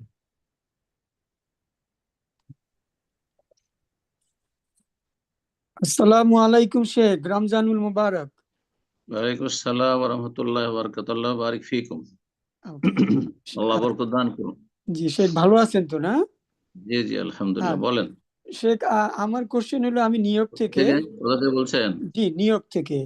নিউ ইয়র্ক থেকে। জি জি, বলেন। আমাদের নিউ ইয়র্কে তো আপনার কবরের যে ব্যবস্থা, সেখানে হলো বেশিরভাগই আপনার অমুসলিমদের সাথে, আর মুসলিমদের জন্য যে কবরগুলা সেগুলা আমাদের থেকে অনেক দূরে। তো আমার কোশ্চেন হলো, জীবিত অবস্থায় কি আমি কবর কিনতে পারবো? এটা কি জায়েজ আছে? আর যদি অনুমতি কিনতে দেন পারবেন তাহলে। তো। আপনি কবরটা কি অমুসলিমদের কবরস্থানের ভিতরেই একসাথে? না, মুসলিমদের। মুসলিমদের কবরস্থানে কবর হইতে হবে, অমুসলিমদের কবরস্থানে কোন মুসলিমকে দাফন করাই জায়েজ নয়। এই মশলা জানেন? অমুসলিমদের কবরস্থানে, কমন কবরস্থানে, এখানে ইহুদিও আছে, হিন্দু আছে, খ্রিস্টানও আছে, সব আছে, আর সেখানে মুসলিম একাকার আছে, চীনা মুশকিল, এটা মুসলিমের কবর না, এটা কাফের কবর, ওটাই জায়েজ না এরকম দাফন করা, এবং এইরকম জায়গায় বসবাসই জায়েজ না। জি। তো মুসলিমরা যদি অমুসলিম দেশে বসবাস করে, যেমন থাকছেন আপনার, আল্লাহ হেফাজত করুন আপনাদের সকলের, আমাদের, তো সেখানে মুসলিমদের আলাদা কবরস্থান হইতে হবে, না হইলে আপনাকে নিজের জমি জায়গায় কবর কিনতে হবে। আপনি জীবদ্দশায় কবরস্থান যেমন কিনতে পারেন, তবে নিজের কবরের জায়গা কিনে রাখতে পারেন, নিজের কবরের জায়গা কিনে রাখতে পারেন, বরং চিহ্নিত রাখতে পারেন যে এই জায়গাতে আমাকে দাফন করি, এটাও বলতে পারেন, ওসিয়ত করে, কোনো অসুবিধা নেই। কবর কিনে রাখতে পারবেন, কোনো অসুবিধা নেই। জি। জাযাকাল্লাহ খায়ের। প্রশ্ন করবেন শামিমুল, আপনি প্রশ্ন করুন। সরি, সাইমুল, সাইমুল আপনি প্রশ্ন করুন। আসসালামু আলাইকুম, আমি ঢাকা থেকে বলতেছি। জি বলেন। আমার হচ্ছে এর আগে একটা কোয়েশ্চেন করছিলাম, হচ্ছে নামাজের ক্ষেত্রে আপনার হচ্ছে চতুর্থ রাকাত বা শেষ বৈঠকের ক্ষেত্রে হচ্ছে যদি জামাতের ক্ষেত্রে ইমাম যদি লেট করে সেক্ষেত্রে আমরা দোয়া করতে পারবো, কিন্তু ইমামের দ্বিতীয় বৈঠক কিন্তু আমার হয়তোবা দ্বিতীয় রাকাতের পরের বৈঠক অথবা প্রথম রাকাতের পরের বৈঠক, সেক্ষেত্রে হচ্ছে ইমামের দীর্ঘ হচ্ছে, আমি জাস্ট আত্তাহিয়াতু পড়ে বসে থাকতে হচ্ছে। এই ক্ষেত্রে এই সময়টুকুতে আমি কি করব? আপনি দোয়া বলছিলেন যে করবেন, পড়তে থাকবেন, পড়তে থাকবেন। লা সুকুতা ফিস সালাহ, সালাতে কোনো জায়গায় নীরবতা নাই। বুঝা গেছে না? এটা ক্ষেত্রে কি শেখ রাসেল রাহিমাহুল্লাহ। হ্যাঁ, আত্মাহিয়াতু পড়বো? এইটা আত্মায়াত পড়েন, আত্মায়াত পড়ার পরে আপনি দরুদ পড়েন, আপনি এমনি নিজের জন্য দোয়া করেন, মুমিন মুমিনাতের জন্য দোয়া করেন, কোনো অসুবিধা নেই, কিন্তু চুপ থাকবেন না। নামাজে এমন কোন জায়গা নেই সেখানে চুপ হয়ে শুধু দাঁড়িয়ে আছেন বা বসে আছেন, না, মোটেই না, এটা ঠিক না। একমাত্র যখন কোরআন তেলাওয়াত শুনছেন উচ্চস্বরে, এই জন্য জোহর আসরে বা যে সব রাকাতগুলিতে আপনি শুনছেন না, তাতে চুপ থাকা জায়েজ নয়, পড়তে হবে। মুক্তাদি সূরা ফাতিহা পড়ুন, উচ্চ স্তরে যখন হচ্ছে তখন শুনেন শুধু। বোঝা গেছে? সুতরাং আপনি পড়তে থাকবেন। জি। প্রশ্ন করবেন হাসান, বাংলাদেশ থেকে, আপনি প্রশ্ন করুন। আসসালামু আলাইকুম শেখ। ওয়ালাইকুম আসসালাম ওয়া রাহমাতুল্লাহি ওয়া বারাকাতুহু। শেখ, আমরা যখন জামাতে লেটে যাই, তখন ধরেন 1-2 সেকেন্ড আছে আর রুকুতে যাওয়ার ইমাম, তখন আমরা সূরা ফাতিহাটা পড়তে পারি না। তো সেটা কি মানে ঠিক তখন কি আমাদের রাকাতটা হয়ে যাবে নাকি কি করতে হবে? বাইরে থেকে যারা গিয়েছেন তাদের ক্ষেত্রে ছাড় আছে এই ক্ষেত্রে, এইটুকু ডিসকাউন্ট তার জন্য। কিন্তু মসজিদে কেউ যদি বসে থাকে, যেমন এই দেশে কিছু যুবক ছেলেরা একটু খেলাধুলার মতো করে, বসে আছে আছে অলস, আর যখন তারাবিতে দেখছি রুকুতে আল্লাহ আকবার যাচ্ছে, তখন রুকু থেকে দৌড় দিয়ে লেগে গেল, না, নামাজ হবে না। কারণ এ সূরা ফাতিহা পড়ার সুযোগ পেয়েছে, মসজিদে অবস্থান করছিল, সুতরাং এর রাকাত হবে না। কিন্তু বাইরে থেকে মসবুক ব্যক্তির ক্ষেত্রে, যেহেতু আবু বকর রাদিয়াল্লাহু তাআলা আনহু থেকে বর্ণিত হাদিস সহিহ বুখারীতে রয়েছে যে একজন সাহাবী আসলেন, দেখেন নবী সাল্লাল্লাহু আলাইহি ওয়াসাল্লাম রুকুতে চলে গেছেন, তখন মসজিদে নববীতে তিনি কাতারে লাগার আগেই রুকু করে করে আল্লাহ আকবার বলে রুকু করে, তারপরে হাঁটতে হাঁটতে, রুকু অবস্থায় হাঁটতে হাঁটতে গিয়ে কাতারে মিলিত হইলেন। নবী সাল্লাল্লাহু আলাইহি ওয়াসাল্লাম বলে, জাদাকাল্লাহ হিরসান ওয়ালা তাউদ, আল্লাহ তোমার আগ্রহ বাড়িয়ে দিক, কিন্তু তুমি এমনটা করবে না, এমনটা আগামীতে আর করবে না। মানে এইরকম কাতারে না লাগার আগেই তাকবীর দিয়ে রুকু করবে আর হাঁটতে থাকবে, এটা জায়েজ নয়। হ্যাঁ, কিন্তু কথা বলেননি যে রুকু বলে তো রাকাত হয় না, শুধু সূরা ফাতিহা তুমি পড়লেন, এই ক্ষেত্রে বলেননি, এই জন্য ছাড় আছে, এটাই সঠিক মত। জি, এই ক্ষেত্রে বাকি ইখতিলাফ রয়েছে মাসলায়। জাযাকাল্লাহ খায়ের। প্রশ্ন করবেন জামিরুল হক। জি, আপনি প্রশ্ন করুন। আসসালামু আলাইকুম রহমতুল্লাহ। ওয়ালাইকুম আসসালাম ওয়া রাহমাতুল্লাহি ওয়া বারাকাতুহু। মুর্শিদাবাদ জি ফারাক্কা দেওয়ার জামিরুল হক সাহেব, ভালো আছেন শেখ? জি, আলহামদুলিল্লাহ। ভালো প্রশ্ন। শেখ, আমার প্রশ্ন যে জাকাতুল ফিতরার টাকা এবং জাকাতুল আমওয়ালের টাকা মাদ্রাসা এবং মসজিদে দেওয়া যাবে কি শেখ? মসজিদেও দেওয়া যাবে না, এমনকি মাদ্রাসাও দেওয়া যাবে না। মসজিদে তো কারো কাছে দেওয়া যাবে না, আর মাদ্রাসা মাসালিহুল মুসলিমিন কেউ কেউ বলেছেন, কিন্তু মাদ্রাসাতেও ফিতরা দেওয়া যাবে না, জাকাতুল ফিত্র। এমনকি জাকাতও আসলে মাদ্রাসা নয়, আসলে মাদ্রাসা জাকাতের বিল্ডিং, জাকাতের টাকা দিয়ে বিল্ডিং তৈরি করে মাদ্রাসার, এই জন্য নয়। আল্লাহ রাব্বুল ৮ শ্রেণীর মানুষের ক্ষেত্রে জাকাতের কথা বলেছেন, তার মধ্যে মাদ্রাসা কিসে পড়ে? ফিসাবিলিল্লাহ না, ফিসাবিল্লাহ জিহাদ ফিসাবিলিল্লাহ, জিহাদ ফিসাবিলিল্লাহ যদি থাকে, কোন কোন ওলামা ইকরামগণ দাওয়া ইলাল্লাহ, দাওয়ার কাজকে তাতে শামিল করেছেন, সেটা করা যেতে পারে। কিন্তু মাদ্রাসা বিল্ডিং তৈরি করা দাওয়ার কাজ নয়। জি, বোঝা গেছে? দাওয়া সেন্টার বিল্ডিং এর জন্য নয়, দাওয়াতি কার্যক্রমে চালানোর জন্য। যদি দেখা যায় যে সেখানে সরকার এইসব কাজগুলি করছে না, আর অধিকাংশ বা প্রায় দেশগুলিতে করছে না, তো যার ফলে এই ক্ষেত্রে দাওয়ার কাজে লাগানো যেতে পারে। এইরকমই যারা অভাবী শিক্ষক, অভাব তাদের রয়েছে, না হলে কোরআন হাদিসে পড়ায়, তো এলেম আছে, কিন্তু দেখছে মাদ্রাসার এই বেতন হচ্ছে না, সেই জন্য পড়াচ্ছেন, তো দেওয়া যেতে পারে সেই ক্ষেত্রে। অভাবী ছাত্র আছে, পড়ার ইচ্ছা আছে, পড়াবার ইচ্ছা আছে, কিন্তু পড়াইতে পারছে না, এসব গরিব মিসকিনদেরকে, ইন্নামা সাদাকাতু লিল ফুকারা ওয়াল মাসাকিন ওয়াল আমিলিনা আলাইহা ওয়াল মুআল্লাফাতি কুলুবুহুম ওয়া ফির রিকাব ওয়াল গারিমিন ওয়া ফি সাবিলিল্লাহি ওয়া ইবনিস সাবিল। ফি সাবিলিল্লাহ মাদ্রাসা নয়, মসজিদ নয়, সুতরাং এতে জায়েজ নয়। জি, মাদ্রাসা মসজিদও দেওয়া যাবে না, মাদ্রাসায় দেওয়া যাবে না। হ্যাঁ, আর ফিতরা তো না, ফিতরা সম্পর্কে নবী সাল্লাল্লাহু আলাইহি ওয়াসাল্লাম বলেছেন যে তুমাতুল লিল মাসাকিন, মিসকিনদের খাদ্যের ব্যবস্থা করা। ঈদের দিনগুলিতে অভাবী মিসকিন কাকে বলে? যার যেগুলি মৌলিক প্রয়োজন, যেগুলি ছাড়া মানুষ চলতে পারে না, সেটা হচ্ছে খাওয়া দাওয়া যতটা লাগে খরচ, তারপরে থাকার জায়গা লাগে সর্বনিম্ন জায়গা, চিকিৎসা লাগে, বস্ত্র লাগে, হ্যাঁ, আপনার কাপড় চোপড় লাগবে, এইগুলোর জন্য, এইগুলোর ক্ষেত্রে যদি অভাব থাকে, তাহলে ফেতরা দেবেন তাকে। আর তার সবকিছু চলে যাচ্ছে, আর তাকে ফেতরা দেবেন? হ্যাঁ, মাদ্রাসায় ফিতরা, না না, মোটেই জায়েজ নয়, ফিতরা মাদ্রাসার জন্য নয়। আল্লাহ হিদায়াত দান করুন। আমি জাযাকাল্লাহ খায়ের। উস্তাদজি, এখানে একটা প্রশ্ন একটু ক্লিয়ার হওয়ার দরকার, একটু জানার দরকার যে অনেক মসজিদে আমাদের এখানে যেগুলো আছে, যারা হুম, ফিতরা কালেকশন করে থাকে, কারণ অনেকেই যারা প্রবাসে আছে তারা হয়তো এখানে জি, গরিব মানুষদেরকে পাচ্ছে না, বা কিছু থাকলেও অল্প স্বল্প আছে। তো তারা যে টাকাটা কালেকশন করে এবং এই টাকাটার মাধ্যমে দেশে, তাদের দেশে বা গরিব এলাকাতে পাঠিয়ে দেয় খাদ্য খাদ্য কিনে বিতরণের জন্য। তো এই মসজিদ যে টাকাটা কালেকশন করছে বা তাদের কাছে যারা ফিতরা আদায় করার উদ্দেশ্যে টাকা দিচ্ছেন, এটা কি ঠিক আছে কিনা, এই বিষয়ে যদি একটু বলতেন।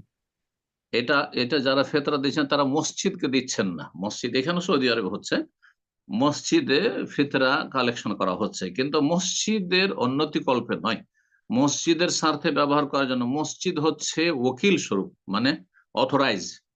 মসজিদকে আহ, আমরা সাধারণ মানুষ এই জন্য দিচ্ছি মসজিদ কর্তৃপক্ষকে, যে আমরা চেনি না গরিব দুঃখী এলাকাতে কোথায় আছে, আমরা এখানে অপরিচিত জায়গায় আছি আমরা। সুতরাং আপনাকে দায়িত্ব দিলাম, হে মসজিদ মোতাওয়াল্লি, হে মসজিদের দায়িত্বশীল মসজিদ কমিটি, আপনাদেরকে দায়িত্ব দিলাম যে আমাদের ফিতরাটা হকদারদেরকে পৌঁছে দেবেন। সেই জন্য মসজিদে জমা করা হয়, কোনো অসুবিধা নেই এতে।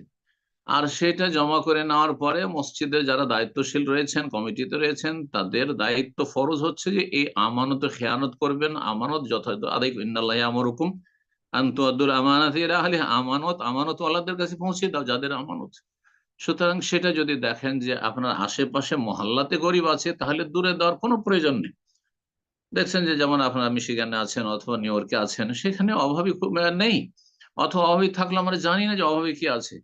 সুতরাং সেখানকার ফেতরাগুলি গরিব দেশে, বিশেষ করে নিজের দেশে যেখানে অভাবের সংখ্যা বেশি, গরিবের সংখ্যা বেশি, সেখানে আমানতের সাথে পৌঁছে দেওয়া এবং আমানতদার ব্যক্তির মাধ্যমে সেখানে বিতরণ করে দেওয়া, যাতে সেখানে নয় ছয় না হয়, এইভাবে কার করতে হয়। এই নয় যে আমার নিকট আত্মীয়, সেজন্য তাকে দিয়ে আমরা সেটা বিতরণ করাবো, আর সে হচ্ছে খেয়ানতকারী, বেঈমান।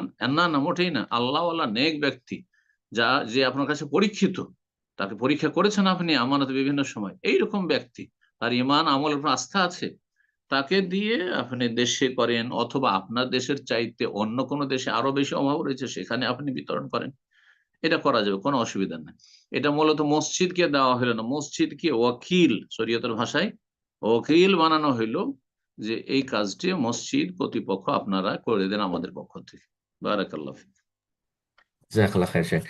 শেখ, আর একটু ক্লিয়ার হতে যাচ্ছিলাম, কিছু কিছু মাদ্রাসা আছে বাংলাদেশে, যে মাদ্রাসাগুলোতে এতিম থাকে, তো মাদ্রাসার উন্নতি প্রকল্পে না হয়ে যদি বাচ্চাদের উদ্দেশ্যে বা ওদের জন্য কি তারা ফিতরা গ্রহণ করতে পারে? জি, এটা পারে, বললাম তো, আমি বলেছি কিন্তু যে মাদ্রাসার শিক্ষক অভাবী গরিব রয়েছে, যারা মিসকিনের আওতাভুক্ত, হ্যাঁ, তাদের মৌলিক প্রয়োজন অভাব রয়েছে, সে শিক্ষকদেরকেও দিতে পারবেন। মাদ্রাসার ছাত্র ইয়েতিম অথবা এতিম নয় কিন্তু অভাবী, তাদের খরচ খরচা, তাদের কাপড় চোপড়, তাদের এই ইসলামিক বই পুস্তক কেনার পয়সা নেই, তাদের দিতে পারে, তাদের বোর্ডিং খরচটা দিতে পারবেন, কোনো অসুবিধা নেই। এটা মাদ্রাসাকে দেওয়া হলো না, মাদ্রাসার ছাত্র যারা মাসাকিন তাদেরকে দেওয়া হলো, এটা মিসকিনদের খাবার। জি, বারাকাল্লাহ, কোনো অসুবিধা নেই। জাজাকাল্লাহ খাইর। প্রশ্ন করবেন তাসলিমা বেগম, আপনি প্রশ্ন করুন।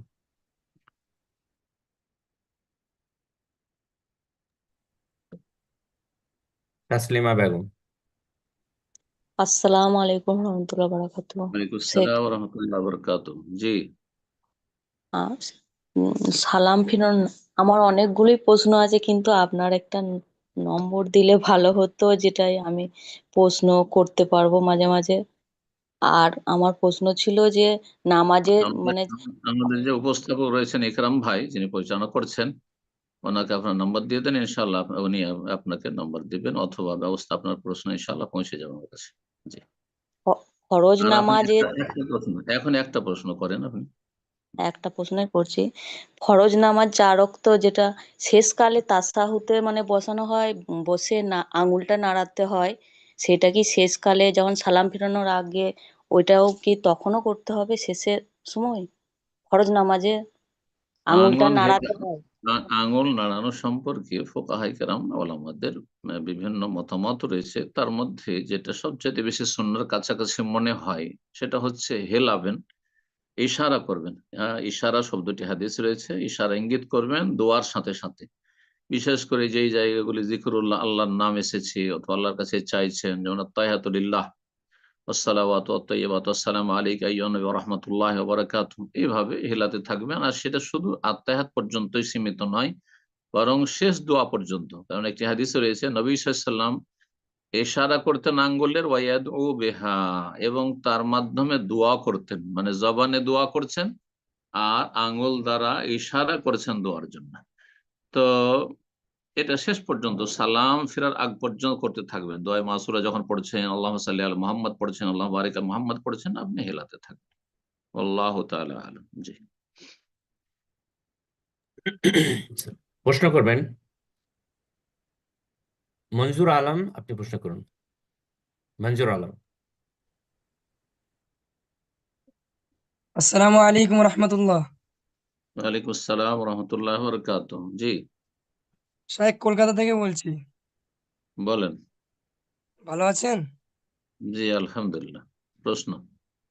শাহেখ আমার প্রশ্ন হলো যে কোনো নামাজি ব্যক্তি সে যদি বড় শিরককারী হয় তাহলে সে কি চিরস্থায়ী জাহান্নামে যাবে? কেউ কেউ বলেছেন যে যে ব্যক্তি জীবনে একবার সেজদা করেছে তাকে আল্লাহ জান্নাতে নিয়ে যাবেন কোনো এক সময়। তো বড় শিরককারী ব্যক্তি সেজদা করেছে, ওর অর্থ বুঝতে হবে। সেজদা করে, সেজদাকে নষ্ট করেননি। আল্লাহ কোরআনে 2টি আয়াতে বলেছেন, 18 জন নবীকে সম্বোধন করে বলেছেন। একটি আয়াতে সূরা আনামে ওয়ালাউ আশরাকু লাহাবিতা আনহুম মা কানু ইয়ামালুন।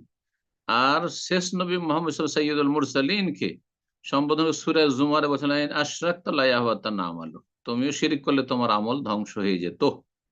হ্যাঁ, ওয়ালাউ আশরাকু, এই 18 জন নবী, 25 জন নবীর কথা কোরআনে কেন, তার মধ্যে 18 জনের কথা রয়েছে এখানে। তারাও যদি শিরিক করতো লাহাবিতা আনহুম মা কানু ইয়ামালুন, তাদের আমলগুলো সব নিষ্ফল হয়ে যেত, নষ্ট হয়ে যেত। সুতরাং যেই ব্যক্তি সিজদাটাকে টিকিয়ে রেখে আল্লাহর কাছে যেতে পারবে সে চিরস্থায়ী জাহান্নামী হবে না। কিন্তু এ তো টিকায়নি, যে বড় সে আল্লাহ ছাড়া অন্যকে সেজদা করে দিয়েছে, সে সেজদা তিনি নষ্ট করে দিয়েছে। আল্লাহকে যে সেজদা করেছিল সেই সেজদা নষ্ট করে দিয়েছে। বোঝা গেছে? আর একটি সেজদা মানে নয় জীবনে একবার সেজদা করেছে আর আজ 5 ওয়াক্ত নামাজ টোটালি পড়েননি, না। নামাজ ত্যাগকারী হচ্ছে একেবারে যে নামাজ পড়েন না, সে বড় কুফরি করলো। সুতরাং সেটা থেকেও সতর্ক সাবধান, সেটা থেকেও সতর্ক সাবধান। আর তারপরে নিজের চিন্তা করেন, একজন লোক এই বড় শিরক করে আর তারপর একটি সিজদা করেছে, সে কি চিরস্থায়ী জাহান্নামী? জাহান্নামের ফয়সালা কে করতে বলেছে আপনাদেরকে? জাহান্নামের মালিকের জন্য ছেড়ে দেন, আপনি নিজে জাহান্নাম থেকে বাঁচার চেষ্টা করেন। এটা হচ্ছে তরিকা, উপকারী জ্ঞান। আর এটা হচ্ছে ফালতু কথা, যে পরে নিয়ে চিন্তা সে চিরস্থায়ী জাহান্নামী হবে কি হবে না, পরে চিন্তা করিয়েন না, নিজে চিন্তা করেন। জ্ঞানী মানুষ নিজের নিয়ে চিন্তা করবে। জি জাযাকাল্লাহ খায়ের। প্রশ্ন করবেন জাবির হাসান। জি, আপনি প্রশ্ন করুন। সালামু আলাইকুম রহমতুল্লাহ। ওয়ালাইকুম আসসালাম ওয়া রাহমাতুল্লাহি ওয়া বারাকাতুহু। জি জি, আমি বাংলাদেশ যশোর থেকে বলছি। বলেন। গত 5 রোজায় আমি উজু করার সময় নাকে পানি দেওয়ার সময় পানিটা মাথায় উঠে যায়। এখন কি আমার রোজাটা কি ভেঙে গেছে? আর যদি ভেঙে যেয়ে থাকে তো কাজা করার পদ্ধতিটা বলবে। মাথায় উঠেছে, যে পেটে তো নামেনি না, পানি পেটে নামেনি না, শুনছেন? জি শেখ, একটা সেকেন্ড আমি আনমিউট করে দিচ্ছি। জি জাবির হাসান, আপনার ফোনটা আনমিউট করুন। জি। জি শেখ, যখন পানিটা মাথায় উঠেছে তখন কি পেটে নেমেছে? হ্যাঁ, খাদ্যনালী দিয়ে। এটা সেটা আমি বুঝতে পারিনি, কিন্তু ওইটা বাম পারেন সাইড রোজা, থেকে মাথায় উঠে যায়। বুঝতে পারেননি? মাথায় পানি গেলে রোজা নষ্ট হয় না, পেটে গেলে নষ্ট হয়, পাকস্থলিতে। বুঝা গেছে? জি। খাদ্যনালী নিচে নেমে গেলে তখন রোজা নষ্ট হয়। যখন নিশ্চিত হয়ে যাবেন যে না আমার তো পেটে চলে গেল, আর ইচ্ছাকৃত গেল, আর অনিচ্ছাকৃত গেলেও হবে না। কেউ সাঁতার জানে না আর পুকুরে বা নদীতে ডুব দিতে গিয়ে হ্যাঁ ঢোক গিলে ফেলেছে, রোজা নষ্ট হবে না, অনিচ্ছাকৃত হয়েছে। ইচ্ছাকৃত যদি কেউ এক ঢোক পানি বা সামান্য পানি যদি গিলে ফেলে, আহ, একটা ভাতের দানা যদি খেয়ে ফেলে চিবিয়ে, আর বুঝতে পারলো যে খাদ্য নালীতে নেমে গেল, তাহলে তার রোজা নষ্ট হয়ে গেছে। জি প্রশ্ন করবেন আহমেদ সালমান। জি, আপনি প্রশ্ন করুন। আসসালামু আলাইকুম রহমতুল্লাহ। ওয়ালাইকুম আসসালাম রহমতুল্লাহ বরকাত। জি আমি বলেন। মালয়েশিয়া জোহর বারু। কোত্থেকে? আমার মালয়েশিয়া জোহর বারু। মালয়েশিয়া। বলেন। উম, আমার প্রশ্নটা হচ্ছে আপনার বর্তমানে যে আর্টিফিশিয়াল ইন্টেলিজেন্স যেটা বলে এআই টুল, তো এই এআই টুলের মাধ্যমে আপনার অনেক প্রাণীর ছবি, তারপরে মানে যেমন আমি যদি বলি আমাকে একটা প্রাণীর ছবি তৈরি করে দেন, একটা বিড়ালের ছবি বা একটা কুকুরের ছবি, তো হুবহু একটা ছবি তোলার মতো ছবি তৈরি করে দিতে পারবে, অথবা কার্টুন। আবার এইগুলা দিয়ে আওয়াজ খুব ভিডিও তৈরি আস্তে করে আসছে, দিতে আমি পারবে। বুঝছি না। ইকরাম ভাই কি ওনার প্রশ্ন বুঝতে পারছেন? আমি শুনতে পাচ্ছি না ক্লিয়ার। একটু অস্পষ্ট, আপনার সাউন্ড অস্পষ্ট, মাইকটা একটু চেক করে নিন। আমরা জি বর্তমানে অনলাইনে যে আপনার আর্টিফিশিয়াল ইন্টেলিজেন্ট এআই টুল এগুলো ব্যবহার করে অনেক ছবি তৈরি করা যায়। আপনার যদি আমি বলি যে একটা কুকুর বা বিড়ালের ছবি তৈরি করে দেন, একটা মানুষের ছবি তৈরি করে দেন, তাহলে ওই রকম একটা ছবি তৈরি করে দিবে। আবার ওইগুলো দিয়ে মানে এআই দিয়ে ভিডিও বানানো যাবে।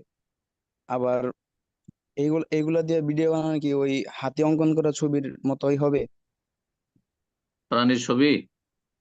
জি, যে কোনো প্রাণীর ছবি প্রাণীর আপনার। ছবি তো না, প্রাণীর ছবি এভাবে হাত তৈরি করা হারাম। সেটা হাতে হাতে অঙ্কন করুক, অথবা সে কম্পিউটারে গিয়ে অঙ্কন করুক, যেভাবে করুক না কেন। জি, হারাম, জায়েজ না, কাবিরা গুনাহ। প্রশ্ন করবেন এমডি মাসুদ আলম, আপনি প্রশ্ন করুন।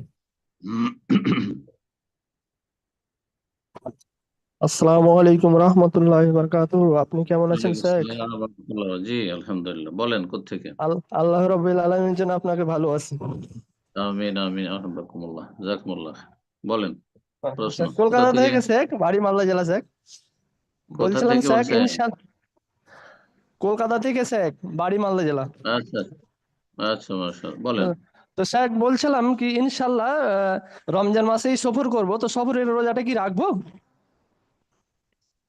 বাড়ি সফর যাওয়ার জন্য যাব। এর আগে আলোচনা করে, সফর হচ্ছে 3 রকমের। যদি স্বাভাবিক সফর হয়, কোনো কষ্ট হচ্ছে না রোজা রাখতে তেমন, তাহলে ছেড়ে দেওয়া জায়েজ, রোজা রেখে নেওয়া উত্তম। সফরে যদি কিছুটা কষ্ট হচ্ছে কিন্তু খুব বেশি কষ্ট হচ্ছে না, তাহলে ছেড়ে দেওয়াই উত্তম, রোজা রাখা জায়েজ। সফরে খুব প্রচন্ড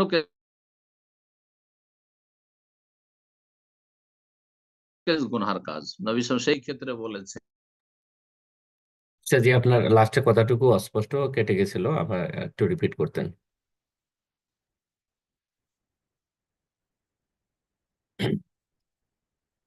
সম্ভবত আমাদের জি সম্মানিত দিনী ভাই বোনেরা, আমরা একটু অপেক্ষা করি, ওনার ফোনটা মিউট হয়ে গেছে। যে ওস্তাদ জি, আপনার ফোনটা আনমিউট করে নিন।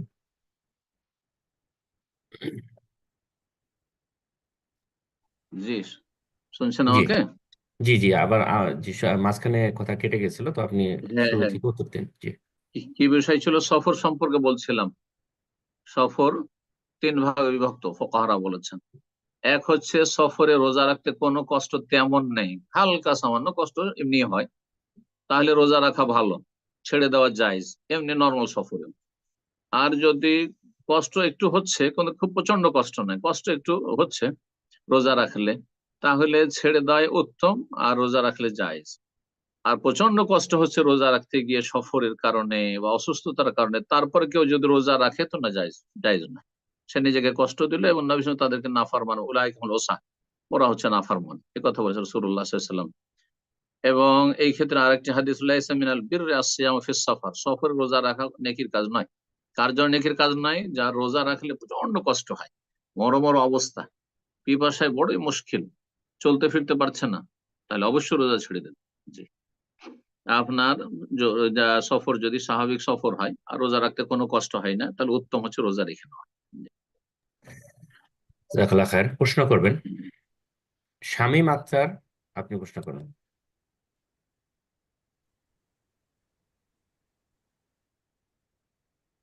আসসালামু আলাইকুম ওয়া রাহমাতুল্লাহি ওয়া বারাকাতুহু। জি শেখ, আপনি ওয়ালাইকুম কেমন আছেন? আসসালাম ওয়া রাহমাতুল্লাহ।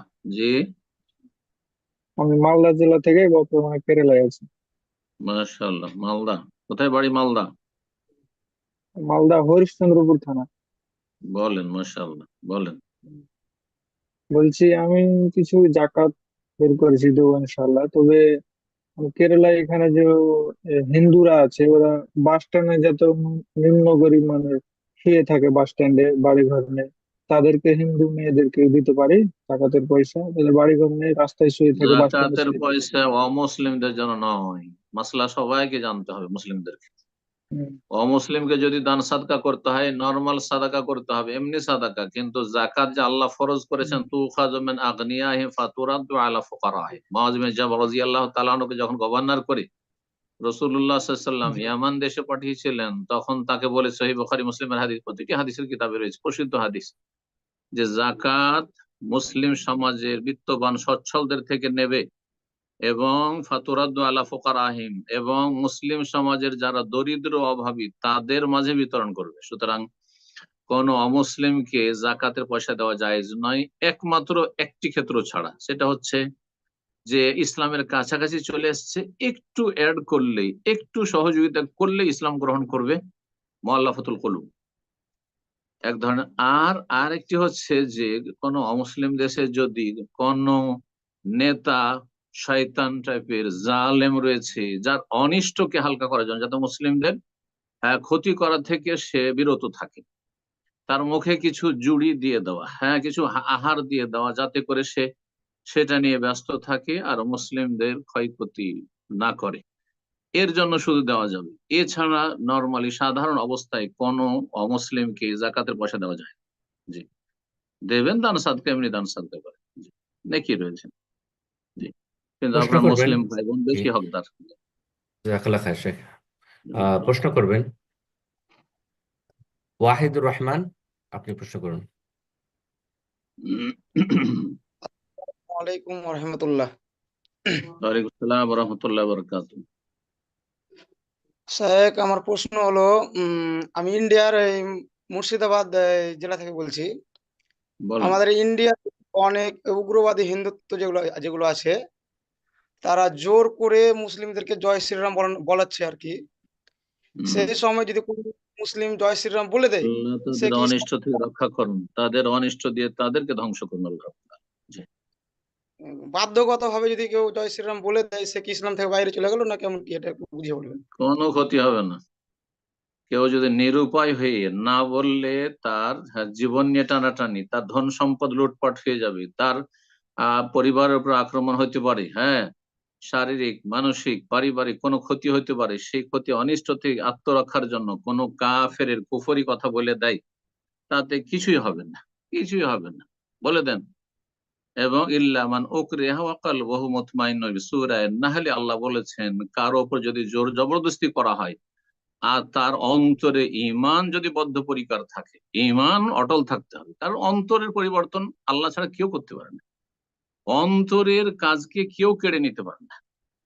অন্তরের উপর হুকুমত একমাত্র অন্তরের মালিক, মালিকুল কলুব আল্লাহ, তার চলে, কোনো মানুষের চলে, কোনো জালেমের চলে না। আর কোনো পয়সা দিয়ে, প্রলোভন দিয়েও অন্তর জয় করা যায় না, যদি আল্লাহ না চান তাহলে। বোঝা গেছে? সুতরাং জালেমরা যদি এরকম জুলুম অত্যাচার করে, সোজা বলে নেন, তাতে কোনো যায় আসে না। কিন্তু আপনি সেখান থেকে নিরাপদ স্থানে যাওয়ার পরে না, মোটেই না, মোটেই না, বরং কাফের এবং কুফরের উপর আপনার ঘৃণা থাকতে হবে, বৈরিতা থাকতে হবে, যে আল্লাহ ফরজ করেছেন বরা। জি, এটি হচ্ছে ইব্রাহিম আলাইহিস সালামের দিন। ইন্না বরাউ মিনকুম ওয়া মিম্মা তা'বুদুনা মিন দুনিল্লাহ, আমরা তোমাদের থেকে সম্পর্ক ছেদ করছি, তোমাদের কুফর শিরকের সাথে কোনো সম্পর্ক নেই, দরগা দুর্গা পূজার সাথে আমাদের কোনো সম্পর্ক নেই। অমিম্মা তা'বুদুনা মিন দুনিল্লাহ, তোমাদের এই শিরকের সাথে এবং যারা শিরক করে তাদের সাথে। জি, অন্তরের দূরত্ব অবশ্যই হইতে হবে, কিন্তু যেখানে নিরুপায় হবেন জায়েজ রয়েছে, বলে ফেলুন। জি, আল্লাহ হেফাজতে রাখুন, মজলুম মুসলমানদের আল্লাহ রাব্বুল আলামিন হেফাজত করুন, জালেমদেরকে আল্লাহ ধ্বংস করুন। আমিন ইয়া আল্লাহুম্মা রাব্বি। আলাইকা বিহিম, আল্লাহুম্মা শাত্তির শামলাহুম ওয়া ফাররিক জামআহুম ওয়া খাররিব বুনিয়ানাহুম ওয়া দাম্মির দিয়ারাহুম ওয়া আনজিল বিহিম বাসাকা আল্লাযী লা তারুদ্দু আনিল কওমিল মুজরিমিন। আমিন ইয়া রাব্বি। আল্লাহুম্মা আহসিহিম আদাদা ওয়াকতুলহুম বাদাদা ওয়া লা তুগাদির মিনহুম আহাদ। প্রশ্ন করবেন তাইবা, বাংলাদেশ থেকে প্রশ্ন করবেন। জি, আসসালামু আলাইকুম শেখ। ওয়ালাইকুম আসসালাম ওয়া রাহমাতুল্লাহি ওয়া বারাকাতুহু। বাংলাদেশে তো ওয়াক্তের 1-2 ঘন্টা পরে আজান দেয়। তো ওয়াক্তের মধ্যে যদি নামাজ পড়তে চাই আজানের আগে, তাহলে কি মেয়েদের আজান দিতে হবে বাসায় বা ইকামত দিতে হবে? আর ছেলেদের জন্য কি বাসায় যদি তারা নামাজ পড়ে আজান বা ইকামত দিতে হবে নাকি? আজানের আগে যদি বাসায় নামাজ পড়ে, ছেলেরা বাসায় কেন পড়বে? মসজিদে নাই? যদি কোনো কারণে পড়তে হয়। না, শরীর যদি সুস্থ থাকে, অসুস্থতা ছাড়া পুরুষ মানুষ বাড়িতে নামাজ পড়বে না, গুনাহগার হবে। জি, যদি শারীরিক ওজর থাকে, অসুস্থতা রয়েছে, দুশ্মনের ভয় রয়েছে, অথবা বৃষ্টি রয়েছে, ঝড় তুফান রয়েছে, এসব ক্ষেত্রে শুধু। আর ওয়াক্ত হয়ে গেলে পুরুষ হোক আর নারী হোক সালাত পড়তে পারবে। ওয়াক্ত শুরু হয়ে গেলেই পুরুষ হোক আর নারী হোক, আর আজানের কোনো শর্ত নেই। কি আজান কখন দিল না দিল সেটা দেখার বিষয়। আজান মসজিদের জন্য, আজান প্রতিটি বাড়ির জন্য নয়, বাসার জন্য নয়। আজান শুধু মসজিদের জন্য, যে আজান হয়েছে এখন মসজিদে নামাজ হবে। জি। আর মহিলারা যখন সালাত পড়বেন তখন একামত দিয়ে দেওয়া সুন্নাহ, একামত দিয়ে দিবে। জি।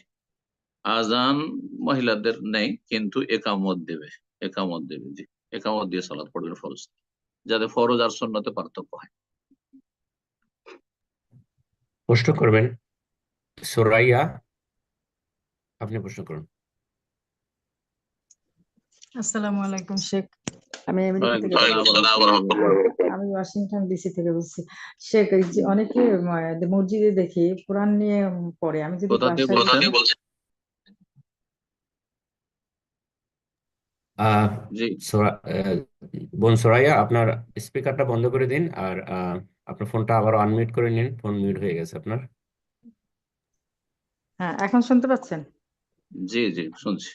আমি এইখানে অনেকে দেখি ওই হাতে কোরআন নিয়ে পড়ে, আমি যদি বাসায় হাতে কোরআন নিয়ে তারাবির নামাজ পড়ি, পড়া কি জায়েজ আছে?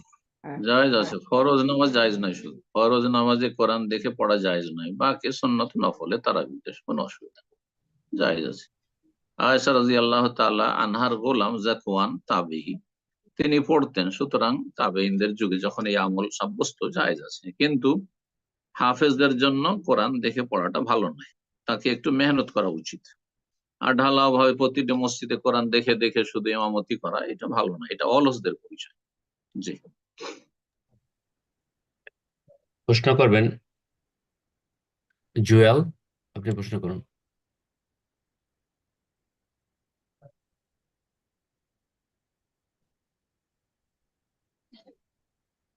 জুয়েল, ফোনটা আনমিউট করে নিন, প্রশ্ন করুন।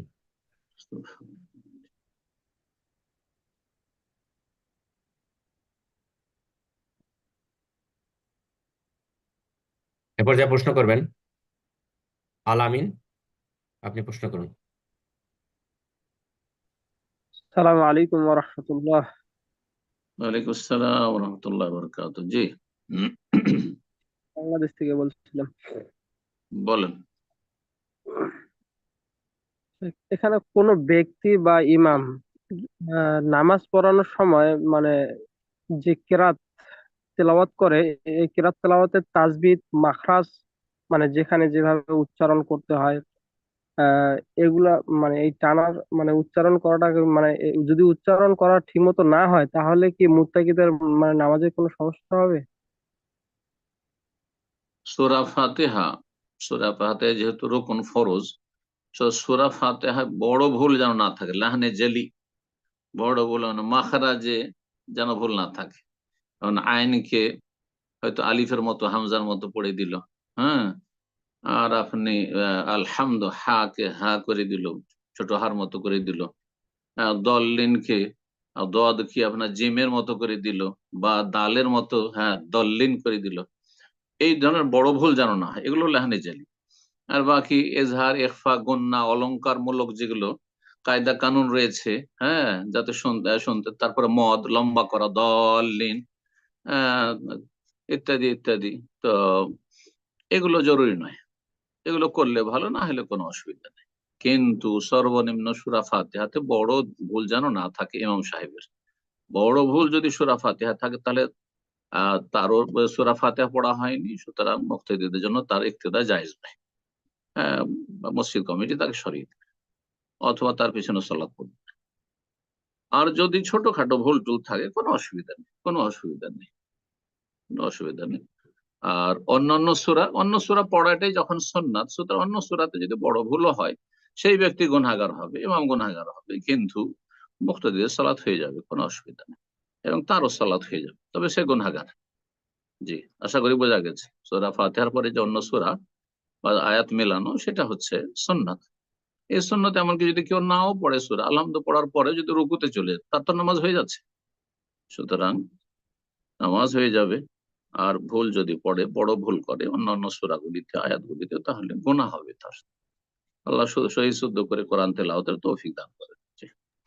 আমিন।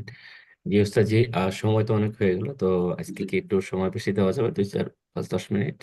না অসুবিধা নেই, অসুবিধা নেই, ঠিক আছে। যদি অনেকের প্রশ্ন হ্যাঁ, থাকে অনেক লাইনে, প্রশ্ন অনেক আছে শেখ, এবং আচ্ছা অনেকেই ঠিক শুরুতে আছে, হ্যান্ড রেজ করে যেহেতু অফিস থাকবে দেন, সমস্যা নেই। ইনশাল্লাহ। তো এই পর্যায়ে প্রশ্ন করবেন আম এস কে শাকিল, জি আপনি প্রশ্ন করুন। আসসালামু আলাইকুম রহমতুল্লাহ। ওয়ালাইকুম আসসালাম রহমতুল্লাহ বারাকাতুহু। জি মালয়েশিয়া থেকে বলছি। বলেন। স্যার, জাকাতুল ফেতরা আমরা জানি যে রোজাদার জন্য আর কি। তো বাচ্চাদের দিতে হয় কিনা, ছোট বাচ্চাদেরকে জাকাতুল ফেতরা দেওয়া হয় কি, মানে দিতে হবে কিনা? সবার দেবেন, আর রোজাদারদের ক্ষেত্রে ওই ফায়দাটির কথা বলা হয়েছে, কিন্তু জাকাতুল ফিতর ফিতরা সকলের জন্য, সকল মুসলিমের জন্য।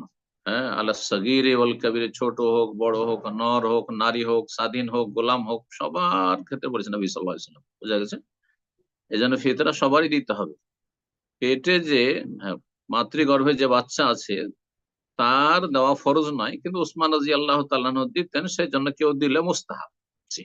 আর বাকি দুনিয়ায় যে ভূমিষ্ঠ হয়েছে, ঈদের চাঁদ ওঠার আগে যদি কোনো বাচ্চা ভূমিষ্ঠ হয়ে যায়, ঈদের চাঁদ, ঈদ উল ফিতরের চাঁদ ওঠার আগে, তাহলে তার ফিতরা দেওয়া ফরজ। জি। রোজা রাখুক আর না রাখুক, এমন মানুষ আছে হয়তো ফাসেক ফাজের রোজা রাখেন, তারপরে কথা বলা যায় তুমি রোজা রাখোনি সুতরাং তোমার ফিতরা কিসের? না, ফিতরা আলাদা ফরজ, রোজা আলাদা ফরজ, তারাবি আলাদা সুন্নত। সুতরাং কেউ রোজা না রাখলে সে তারাই পড়বে না, অথবা তারাবি আপনার কি বলছে ফিতরা দেবে না, এমন কথা নয়। প্রতিটি ইবাদত আপন আপন জায়গায় করে যাবে। যে যত বেশি ঘাটতি করবে ফরজ আসবে, ঘাটতি থাকলে রবের কাছে আসামের কাঠগড়ে হাজির হবে। কিন্তু আমি আপনি বলবো না যে তুমি রোজা রাখোনি, সুস্থ মানুষ, সুতরাং তোমার ফিতরা নেব না বা দেওয়ার প্রয়োজন নাই। ভুল কথা এটি। জি। আল্লাহ সকলকে ভালো কাজের তৌফিক দান করে। আমিন। জি, প্রশ্ন করবেন জুয়েল, আপনি প্রশ্ন করুন।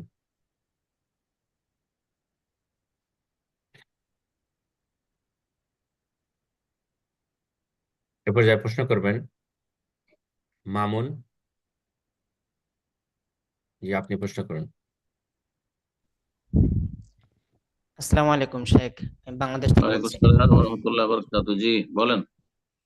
শেখ, আলহামদুলিল্লাহ আমি বিয়ে করেছি 6 মাস মতো হয়েছে। তো আমার প্রশ্ন হচ্ছে, আলহামদুলিল্লাহ আমার ওয়াইফ, মাশাআল্লাহ, বারাকাল্লাহু লাকা, বারাকা আলাইকা, ওয়া জামা বাইনাকুম ফি খাইর। আল্লাহ তোমাদের ভালো করুন, দাম্পত্য জীবনে আল্লাহ সুখ দান করুন, নেক সন্তান দান করুন, সকল মুসলিমকে আল্লাহ ভালো রাখুন। আমিন। শেখ, আমার প্রশ্ন হচ্ছে যে আমার ওয়াইফ আলহামদুলিল্লাহ ফরজ ইবাদতের ক্ষেত্রে আগ্রহ আছে, তাকে কোনো কিছু বলা লাগে না, যেমন ফরজ সালাত, সিয়াম এবং নন মাহরাম মাহরাম মেনে চলা, এগুলোতে আলহামদুলিল্লাহ আহ আমাকে কিছু বলা লাগে না। কিন্তু আমি একটু চাই যে নফল ইবাদত একটু বেশি বেশি করুক, যেমন কোরআন তেলাওয়াত করা, দিনের ইলম অর্জন করা। কিন্তু তিনি একটু মানে এটার বিষয়ে একটু আগ্রহ কম। আমি যদি নির্দেশ দেই তবুও মাঝে মাঝে করে, মাঝে মাঝে করে না। তো এই ক্ষেত্রে কি আমার ওয়াইফ স্বামীর নিষেধাজ্ঞার আওতায় পড়বে, মানে আনুগত্য করার না করার? এই ক্ষেত্রে আমার তোমার জন্য স্ত্রীর নসিহত। ফেসবুক অ্যাকাউন্ট আছে? বলছি তোমার সে ওয়াইফের ফেসবুক অ্যাকাউন্ট আছে? যে আছে কিন্তু অ্যাক্টিভ না খুব একটা। হ্যাঁ, তো কি করে বাকি সময়টা, কি করে? সংসারের কাজ করে? সংসারে কাজ করে, আর মাঝে মাঝে ফোন ফোন নিয়ে একটু বেশিই থাকে আর কি। আমি বলি হ্যাঁ, মাঝে তো মাঝে, এটাই কিন্তু তো, আমার মতো এটাই তো। জি। হ্যাঁ, শয়তানকে সুযোগ দিচ্ছে, অলস। আল্লাহ হেদায়েত করুক, তার অলসতা দূর করুক, গাফিলতি দূর করুক। আর এই যে সোশ্যাল মিডিয়ার আর মোবাইলের ফিতনা থেকে আল্লাহ হেফাজত রাখুক। প্রতিটি নন নারীকে নসিহা করতে থাকো, উপদেশ দিতে থাকো। আর সুন্নত নফল কাজে যদি গাফিলতি থাকে কিন্তু অস্বীকার না করে, তাহলে আহ, শক্ত হবে না, কঠোর হবে না। কিন্তু যদি অস্বীকার করে, সুন্নতের ক্ষেত্রে উৎসাহিত করা হচ্ছে, নফল ইবাদতে উৎসাহিত করেছে স্বামী, আর স্ত্রী যদি বলে যে না আমি এগুলো করব না, তাহলে অবশ্যই শক্ত হইতে হবে, অবশ্যই শক্ত হইতে হবে। জি। তবে ধীরে ধীরে, আস্তে ধীরে, ফরজের মতো নেই, ফরজের ক্ষেত্রে কোনো ছাড় নেই। ফরজে ওয়াক্ত পার হয়ে চলে যাচ্ছে, নামাজ পড়ছে না, সালাত আদায় করছে না, তাহলে অবশ্যই শক্ত হইতে, কঠোর হইতে হবে। যাতে করে ইমান ভঙ্গের কোনো বিষয় না থাকে, আখলাক চরিত্রে বড় ধরনের কোনো যেন কোনো রকম অধপতন না থাকে, গুনাহ না থাকে, প্রকাশ্য কোনো পাপ না থাকে। আর তারপরে মানুষের ইমান সবার একই রকম নয়, আর আল্লাহ সবাইকে ওই রকম মুওয়াফফাক, তৌফিক দেন না। তৌফিক তাকে বেশি বেশি দেন যে চেষ্টা করে, যে যত বেশি চেষ্টা করবে আল্লাহ তাকে তৌফিক দেবেন। সবাই ওই রকমের ভাগ্যবান হবে না। জি। তো সবসময় মনের সব আশাগুলি পূরণও হবে না, যে আমি যেমন নফল কাজে সুন্নত কাজে অ্যাক্টিভ, আমার স্ত্রী ওই রকম অ্যাক্টিভ হবে, এটা পাওয়া যাবে না, এটা জান্নাত নয়। সুতরাং সাবার করতে হবে, ধৈর্য ধরতে হবে এবং বৃহৎ স্বার্থের জন্য উত্তম উপদেশ নাসিহা করে যেতে হবে। আল্লাহ তৌফিক দান, দোয়া করতে হবে আল্লাহ যেন ঈমান সতেজ করে দেন। দোয়া করো সবাই এবং উপদেশ দিতে থাকো। জি, বারাকাল্লাহ ফিক। প্রশ্ন করবেন উম্মে রাহাত।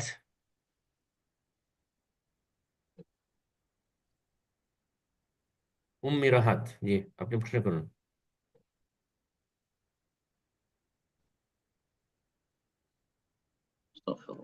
এ পর্যায়ে প্রশ্ন করবেন ফরহাদ হোসেন। আচ্ছা, আপনি উম্মি রাহাত আনমিউট করেছেন, তো ফরহাদ হোসেন একটু অপেক্ষা করুন, যে উম্মি রাহাত আপনি প্রশ্ন করুন। আসসালামু আলাইকুম ওয়া রাহমাতুল্লাহি ওয়া বারাকাতুহু। শেখ, ওয়ালাইকুম আসসালাম ওয়া রাহমাতুল্লাহি ওয়া বারাকাতুহু। বলেন কোথা থেকে? শেখ, আমি বাংলাদেশ থেকে বলছিলাম। বলেন প্রশ্ন। আমার প্রশ্ন হচ্ছে জাকাত সম্বন্ধে আর কি। আমার হুম। কিছু টাকা আছে, এখন আমার মামা একসময় অনেক পয়সা ছিল, কিন্তু এখন সে অনেক গরিব হয়ে গেছে। মানে তার পোলা এরকম নেশা পানি করে, মেয়ে একটা ওই টিকটক করে, কিন্তু আমার মামা মানে চা পান বিক্রি করে সংসার চালায়। কিন্তু হ্যাঁ, ওই 1800 মুড়ি দানা, হ্যাঁ রেখে আমি জাকাতটা দিতে পারবো কিনা? আটরসের মুরিদ বড় শিরকি আকীদায় রয়েছে। আটরসি, মাইজ ভান্ডারী, অধিকাংশ পীরের মুরিদ গুলো বড় শিরকি আকীদায় লিপ্ত রয়েছে। সুতরাং তাদেরকে জাকাত দিলে আগে বলতে হবে যে মামা ঠিক আছে, আমি কিছু পয়সা দিতে পারবো, কিন্তু শর্ত হচ্ছে এই সব রাস্তা ছেড়ে আসতে হবে, এইসব তরিকত মরিকত ছেড়ে নবীর তরিকা ধরতে হবে, মোহাম্মদ রাসূলুল্লাহ তরিকা ধরতে হবে। যদি বলে যে হ্যাঁ এগুলো থেকে আমি তওবা করে ফিরে আসছি, তাহলে আলহামদুলিল্লাহ। আর যদি বলে যে না আমি ফিরবো না, না খেয়ে মরে যায়, তবু আমি আটরসি, মাইজ ভান্ডারী, অমুক তমুকের মুরিদ থাকবো, তাহলে তাদেরকে জাকাত দিতে হবে না। প্রশ্ন করবেন ফরহাদ হোসেন, আপনি প্রশ্ন করুন। আসসালামু আলাইকুম ওয়া রাহমাতুল্লাহি ওয়া বারাকাতুহু। ওয়ালাইকুম আসসালাম ওয়া রাহমাতুল্লাহি ওয়া বারাকাতুহু। জি। সবাই ভালো আছেন? জি আলহামদুলিল্লাহ। বলেন কোথা থেকে? ভারত থেকে বলছিলাম, পশ্চিমবঙ্গ থেকে, কলকাতা। হুম, প্রশ্ন। প্রশ্ন তো করা অনেক ছিল, তবে এটা করছি যে যদি কোনো বেনামাজি ব্যক্তি ইফতার দেয়, তাহলে সেই ইফতার কি গ্রহণ করা যাবে, কিংবা তাতে যদি কোনো হারাম পয়সা থেকে থাকে? কি দিচ্ছে বেনামাজি ব্যক্তি? বেনামাজি ব্যক্তি যদি ইফতার দেয় মসজিদে রমজান মাসে, ইফতার দেয়, সেই ইফতার কি গ্রহণ করা ইফতার যাবে? যদি দেয় তো খাওয়া যাবে। ইফতার কেউ দিলেই খাওয়া যাবে, সমস্যা নেই, খাবারটা হালাল হলেই হলো। কিন্তু সে যদি বলে যে আমি হারাম পয়সা থেকে বা তার 10% আই ইনকাম হারাম, তাহলে তার খাবার খাওয়া যায় না। অধিকাংশ মুসলিমদের 10% হারাম থাকে না, হারামের সংমিশ্রণ থাকে, সুতরাং খাওয়া যাবে। আর যদি কোনো ব্যক্তি ভালো মুসলিম বলে যে এটা আমি জুয়াতে টাকাটা লটারিতে জিতেছি, সেখান থেকে খাওয়াচ্ছি, তাহলে খাওয়া হারাম। হ্যাঁ, এটা হচ্ছে আমার ওই হারাম ব্যবস্থার ওই যে সুদি কারবার থেকে এসছে, এটা সুদের টাকা দিয়ে খাওয়াচ্ছি, এটা ঘুষের টাকা দিয়ে খাওয়াচ্ছি, তাহলে খাওয়া যাবে না। জি। প্রশ্ন করবেন এস কে আজগার।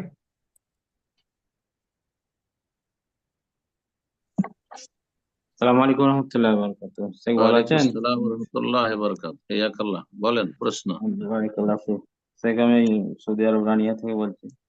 যে বলেন। আমাদের শেখ, এই ঈদের নামাজ পড়ার পরেই যে অনেকেই কোলাকুলি করে এবং ঈদ মোবারক দেয়, তো আমাদের তো যে দোয়াটা এসছে তাকাব্বাল আল্লাহ মিন্না ওয়া মিনকুম সালেহ আমল, এটা তো বলা যায়, কিন্তু যে ঈদ মোবারক বলা যাবে কিনা এবং কোলাকুলি করা যাবে কিনা এই সম্পর্কে বলবেন স্যার।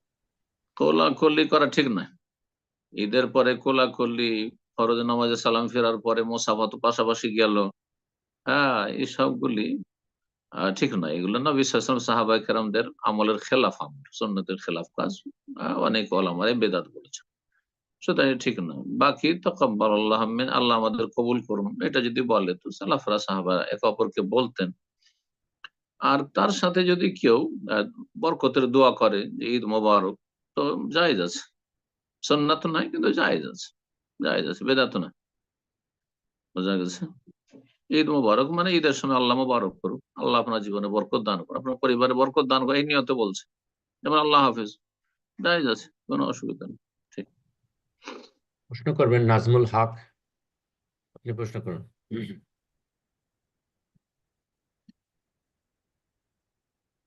নাজমুল হক। আসসালামু আলাইকুম। ওয়ালাইকুম সালাম ওয়া রাহমাতুল্লাহি ওয়া বারাকাতুহু। গাজীপুর বাংলাদেশ থেকে। জি, গাজীপুর বাংলাদেশ। বলেন প্রশ্ন। আমার প্রশ্নটা হলো যে আমি প্রতি রমজান মাসে কিছু কোরআন শরীফ মুখস্থ করার নিয়াত করি, তো মাশাআল্লাহ করতে পারি, আমি করি। তো আমার প্রশ্নটা হলো যে আমরা যেহেতু সাধারণ মানুষ, কোরআন শরীফ মুখস্থ করতে গেলে অনেকবার পড়া লাগে, বলতে হয়, মুখস্থ করতে হয়। তো আউযুবিল্লাহ বিসমিল্লাহটা বিষয়টা আর ওই কতবার বলা লাগবে? আমরা অনেকবার বলতে গেলে অনেকবারই বলবো। আর সিজদার বিষয়টা, যদি সিজদার আয়াত থাকে, তো এই বিষয়টা কিভাবে করবো, মেনটেন করবো যতক্ষণ আমরা মুখস্থ করবো, যতক্ষণ মুখস্থ আল্লাহ না হচ্ছে কোরআনে আর কারীমে কি। বলেছেন যে ফাইজা কারাতাল কোরআন ফাস্তাইজ বিল্লাহি মিনাশ শাইতানির, যখন কোরআনে কারীম তেলাওয়াত করবে তখন আউযু বিল্লাহি মিনাশ শাইতানির বলবে, একবার প্রথমখানে বলবেন। বোঝা গেছে? তারপরে যতবার পড়তে থাকেন, আর তারপরে ভালো কাজে যদি লেগে থাকেন, মাঝখানে একটু নীরব হন, চুপ হন, কিন্তু ভালো কোনো কথা হয়েছে, দুনিয়ার কোনো গল্প হয়নি, তাহলে আবার আউযুবিল্লাহ পড়ার কোনো প্রয়োজন নেই। একবার থেমে গেলাম 1 মিনিট 2 মিনিট, কিন্তু আমি দুনিয়ার কোনো কাজ করিনি বা দুনিয়ার গাল গল্প করিনি, তাহলে আবার পুনরায় আউযুবিল্লাহর কোনো প্রয়োজন নেই। ওই বিসমিল্লাহ শুরুতে যে কোনো ভালো কাজের আগে বিসমিল্লাহ একবার বলবেন, বারবার বিসমিল্লাহ বলার কোনো প্রয়োজন নেই। কোরআন তেলাওয়াতের ক্ষেত্রে নতুন সূরা শুরু হলে বিসমিল্লাহ বলবেন, শুধু সূরা তওবা ছাড়া। আর সূরার মাঝখান থেকে যদি তেলাওয়াত হয়, মুখস্থ করেছেন বারবার, আউযুবিল্লাহ বিসমিল্লাহ একবারই যথেষ্ট। প্রথম একবার এক মজলিসে যথেষ্ট, যতক্ষণ সেই মজলিসে দুনিয়ার কোনো কথা বেশি না হয়েছে। কথা বোঝা গেছে কিনা? এর বেশি নয়। আর সেজদা বারবার করে সেজদাতে আয়াত যদি তেলাওয়াত করেন, তো শেষখানে একটা সেজদা করে নেবেন, সেটিও সুন্নাহ। যদি সেজদা তেলাওয়াত নাও করেন, ধরেন আমি কোরআন মুখস্থ করলেন, বারবার করে পড়লেন, অথবা একবারই পড়লেন, আর কোন জায়গায় তেলাওয়াতে সেজদা করলেন না, কোনো গুনাহ নেই। ওমর রাদিয়াল্লাহু তাআলা করেননি, আর বলেছেন যে এটা জানিয়ে দেওয়ার জন্য যে এটি সুন্নাহ, ওয়াজিব নয়, যাতে করে মানুষ এটাকে ওয়াজিব ফরজ না মনে করে।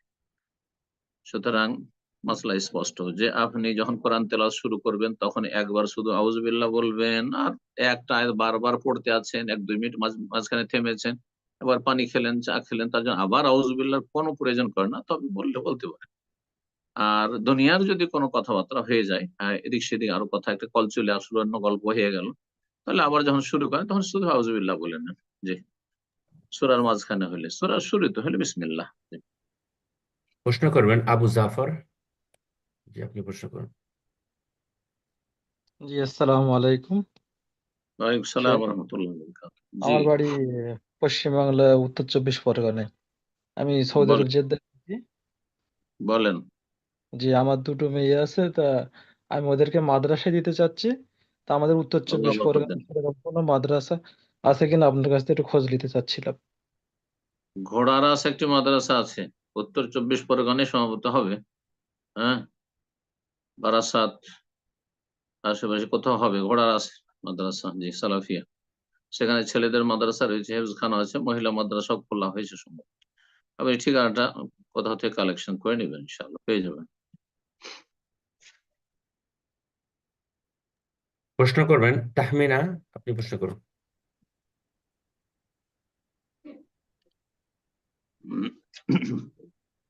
জি তাহমিনা। আসসালামু আলাইকুম শেখ। ওয়ালাইকুম আসসালাম ওয়া রাহমাতুল্লাহি ওয়া বারাকাতুহু। জি বলেন, কোথা থেকে আমি নিউ ইয়র্কের থেকে বলছিলাম। বলেন? আমাদের এখানে মসজিদের পার্কিং লটে ঈদ বাজার হয়, এখানে কি কেনাকাটা করা জায়েজ? মসজিদের ভিতরে শুধু না জায়েজ, মসজিদের গেটের বাইরেও যদি কেনা বেচা হয় জায়েজ আছে। বোঝা গেছে? সুতরাং পার্কিং লটে কোনো অসুবিধা নেই, মসজিদের ডানে বামে সব জায়গায় কেনা বেচা হচ্ছে, ফুটপাতে, তাতে কোনো যায় আসে না। জি, বারাকাল্লাহু ফিক। সালাত আমিন। চলা অবস্থায় না। যখন সালাত চলছে তখন কেনা বেচা জায়েজ। ফরজ সালাত চলছে, সেই সময় প্রত্যেক মুসলিমের জন্য ফরজ সালাত আদায় করা ফরজ। যারা যাচ্ছেন তাদের জন্য দ্রুত গিয়ে জামাতে শরীক হওয়া ফরজ। সুতরাং সেই সময় কেনাকাটা করবেন জায়েজ। আর যদি জুমার সময় হয় তো জুমার সময় হারাম, জুমার সময় ব্যবসা বাণিজ্য হারাম, মার্কেটেও হারাম বলা হয়েছে, আল্লাহ কোরআনে বলেছে।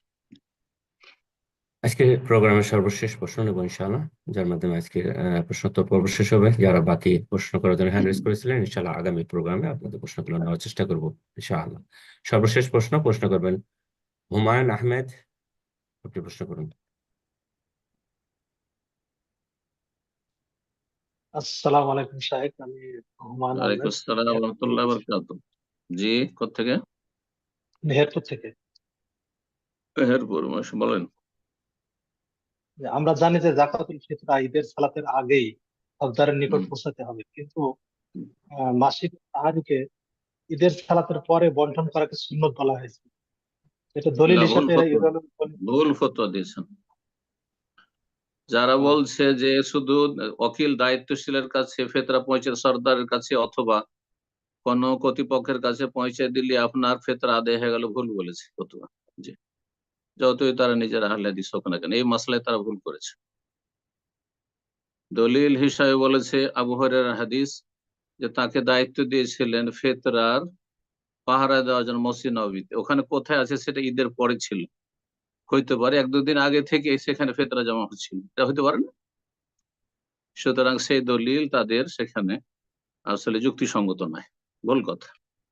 বারাকাল্লাহ ফিক। গরিবদের পৌঁছে দিতে হবে, যাতে করে ঈদের দিনে তাদেরকে রাস্তাঘাটে ছোটাছুটি না করতে হয়, কাজ করে না বেড়াতে হয়। জাযাকাল্লাহ খায়ের শেখ, অনেক সময় হয়ে গেল, আজকে ইনশাআল্লাহ এখানে শেষ করা যায়। দোয়া করে শেষ করে দেন। বিশেষ করে যে উস্তাদ জি, বিশেষ করে বলবো, আমাদের ভাই মেসেজ করেছেন বাংলাদেশে অনেক ধর্ষিতা হচ্ছেন অনেকেই, এবং ফিলিস্তিনের সম্পর্কে এবং ফিলিস্তিনের উদ্দেশ্যে দোয়া করতে বলেছেন আর কি। উনি আমাকে মেসেজ করেছেন, আপনাকে বলতে বলেছেন। জি, জাযাকাল্লাহ খায়ের। আল্লাহ রাব্বুল আলামিনের কাছে দোয়া করি, মুসলিম উম্মার সমস্যার শেষ নেই, বালা মুসিবতের শেষ নেই, সব দিকে শুধু রোগ আর রোগ। আল্লাহ রাব্বুল আলামিন এই ক্ষত বিক্ষত মুসলিম জাতিকে আল্লাহ রাব্বুল আলামিন সুস্থতা দান করুন, সার্বিক নিরাপত্তা দান করুন, হেফাজত করুন, মজলুমদেরকে আল্লাহ রাব্বুল সাহায্য করুন, জালেমদেরকে আল্লাহ ধ্বংস করুন, ইহুদি জালেমদেরকে আল্লাহ ধ্বংস করুন, এবং ফিলিস্তিনের মজলুম মুসলিম ভাই বোনদের আল্লাহ হেফাজত করুন, সুদানের মজলুম মুসলিম ভাই বোনদের আল্লাহ হেফাজত করুন, সারা বিশ্বে যে যেখানে মজলুম নির্যাতিত তাদেরকে আল্লাহ হেফাজত করুন, ওই ঘরের মুসলিম মাজলুমদের আল্লাহ হেফাজত করুন, বার্মার মুসলিম মাজলুমদের আল্লাহ হেফাজত করুন। আল্লাহর জমিনে যে যেখানে নির্যাতিত, তাদের সাথে অবিচার করা হচ্ছে, জুলম অত্যাচার করা হচ্ছে, আল্লাহ তাদের পাশে যেন থাকেন সবসময়, এবং তাদেরকে ভুল ভ্রান্তি থেকে ফিরে আসার তৌফিক দান করেন। হইতে পারে বালা মুসিবতের জন্য এসব বালা মুসিবত এসছে, বা পাপের জন্য বালা মুসিবত এসেছে, সুতরাং আল্লাহ রাব্বুল আমাদের পাপ মুক্ত হওয়ার তৌফিক দান করেন। দোয়া করি বাংলাদেশের জন্য এবং বাংলাদেশের মুসলিম ভাই বোনদের জন্য, এবং সেখানে যেসব জালেমরা বিভিন্ন রকমের জুলম অত্যাচার করছে, খুনের সংখ্যা বেড়ে গেছে, ধর্ষণের সংখ্যা বেড়ে গেছে, এইসব জালেমদেরকে আল্লাহ ধ্বংস করুন, খুনিদেরকে আল্লাহ ধ্বংস করুন, আর এই ধর্ষকদেরকে আল্লাহ ধ্বংস করুন, এবং তাদেরকে যথাযথ ইসলামিক শাস্তি দিতে পারবে এই রকমের নেক শাসকের আল্লাহ রাব্বুল আলামিন সুব্যবস্থা করুন। অসৎ লোকদেরকে আল্লাহ দূর করুন, অসৎ নেতৃত্ব থেকে মুসলিম উম্মার আল্লাহ হেফাজত করুন, ভালো মানুষকে আল্লাহ এগিয়ে আসার তৌফিক দান করুন, ভালো মানুষকে আল্লাহ শক্তিশালী করুন, এবং আল্লাহ রাব্বুল আলামিন আমাদেরকে ভালো মানুষ, ভালো নেতা পাওয়ার জন্য যে সব শর্তাবলীর কথা কোরআন সুন্নাহয় বলেছেন, সেগুলি আমাদের মাঝে নিয়ে আসার তৌফিক দান করেন। রব্বুল আলমের কাছে এই রমজান মাসে দোয়া করি, আল্লাহ আমাদেরকে যেন কবুল করেন, ভালো মানুষদের যে যেখানে আছেন মুসলিম ভাই বোন, আল্লাহ তাদের হেফাজত করেন, খারাপদেরকে আল্লাহ রব্বুল ক্ষান্ত করেন, নির্মূল করেন, নিশ্চিহ্ন করেন, এবং আল্লাহ রব্বুল কাছে আবার দোয়া করি, আল্লাহ মান্তাকিম মিনাল জালিমিন, জালেমদের থেকে আল্লাহ তুমি প্রতিশোধ গ্রহণ করো। আল্লাহুম্মা আহসিহিম আদাদা ওয়াকতুলহুম বাদাদা ওয়ালা তুগাদির মিনহুম আহাদা। আল্লাহুম্মা আলাইকা বিহিম ফাইন্নাহু লা ইউজিজুনাক। আল্লাহ তুমি তাদেরকে পকড়াও করো, আল্লাহ তাদেরকে তুমি ঠান্ডা করে দাও, আল্লাহ তাদেরকে তুমি মুছে দাও। রব্বুল আলামিন জালেমদেরকে আল্লাহ তুমি শেষ করো, এবং মজলুমদেরকে আল্লাহ সাহায্য করো। আল্লাহ রব্বুল আমাদেরকে সমস্ত অনিষ্ট বালা মুসিবত থেকে আল্লাহ হেফাজতে রাখো। রব্বানা আতিনা ফিদ দুনিয়া হাসানা ওয়া ফিল আখিরাতি হাসানা ওয়া কিনা আযাবান নার। রব্বানা তাকাব্বাল মিন্না ইন্নাকা আনতাস সামিউল আলিম। আল্লাহুম্মা ইন্নাকা আফুউন তুহিব্বুল আফা ফা'ফু আন্না। আল্লাহ রাব্বুল আলামিনের কাছে দোয়া করি যেসব মুসলিম ভাই বোনরা আমাদের সাথে দিনী ভাই বোনরা আজকে দীর্ঘ সময় ধরে থাকলেন দর্শে এবং প্রশ্ন উত্তর পর্বে, আল্লাহ তাদেরকে যেন জাযায়ে খায়ের দান করেন, দিন দুনিয়ার সার্বিক কল্যাণ রহমত বরকত দান করেন, এবং আল্লাহ রাব্বুল আলামিন যেন আমাদেরকে আর আমাদের ভাই বোনদেরকে সবাইকে আল্লাহ সমস্ত অনিষ্ট থেকে বালা মুসিবত হেফাজতে রাখেন, ছেলে মেয়েদেরকে ঈমান ইসলামের ওপর টিকিয়ে রাখার তৌফিক দান করেন, এবং আল্লাহ রাব্বুল আলামিন আমাদেরকে জান্নাতের পথে অবিচল রাখেন, আমাদের হায়াত যেন ঈমানি হায়াত হয়, আমাদের মওত যেন ঈমানের অবস্থায় তাওহীদ সুন্নাহর উপর হয়, শিরক বিদআত থেকে পাপাচার থেকে আল্লাহ আমাদেরকে বাঁচিয়ে রাখেন, ফিতনা থেকে আল্লাহ বাঁচিয়ে রাখেন। রব্বানা যালামনা আনফুসানা ওয়া ইল্লাম তাগফির লানা ওয়া তারহামনা লানাকুনান্না মিনাল খাসিরিন। ওয়া সাল্লাল্লাহু আলা নবিয়িনা মুহাম্মদ ওয়া আলা আলিহি ওয়া সাহবিহি আজমাইন।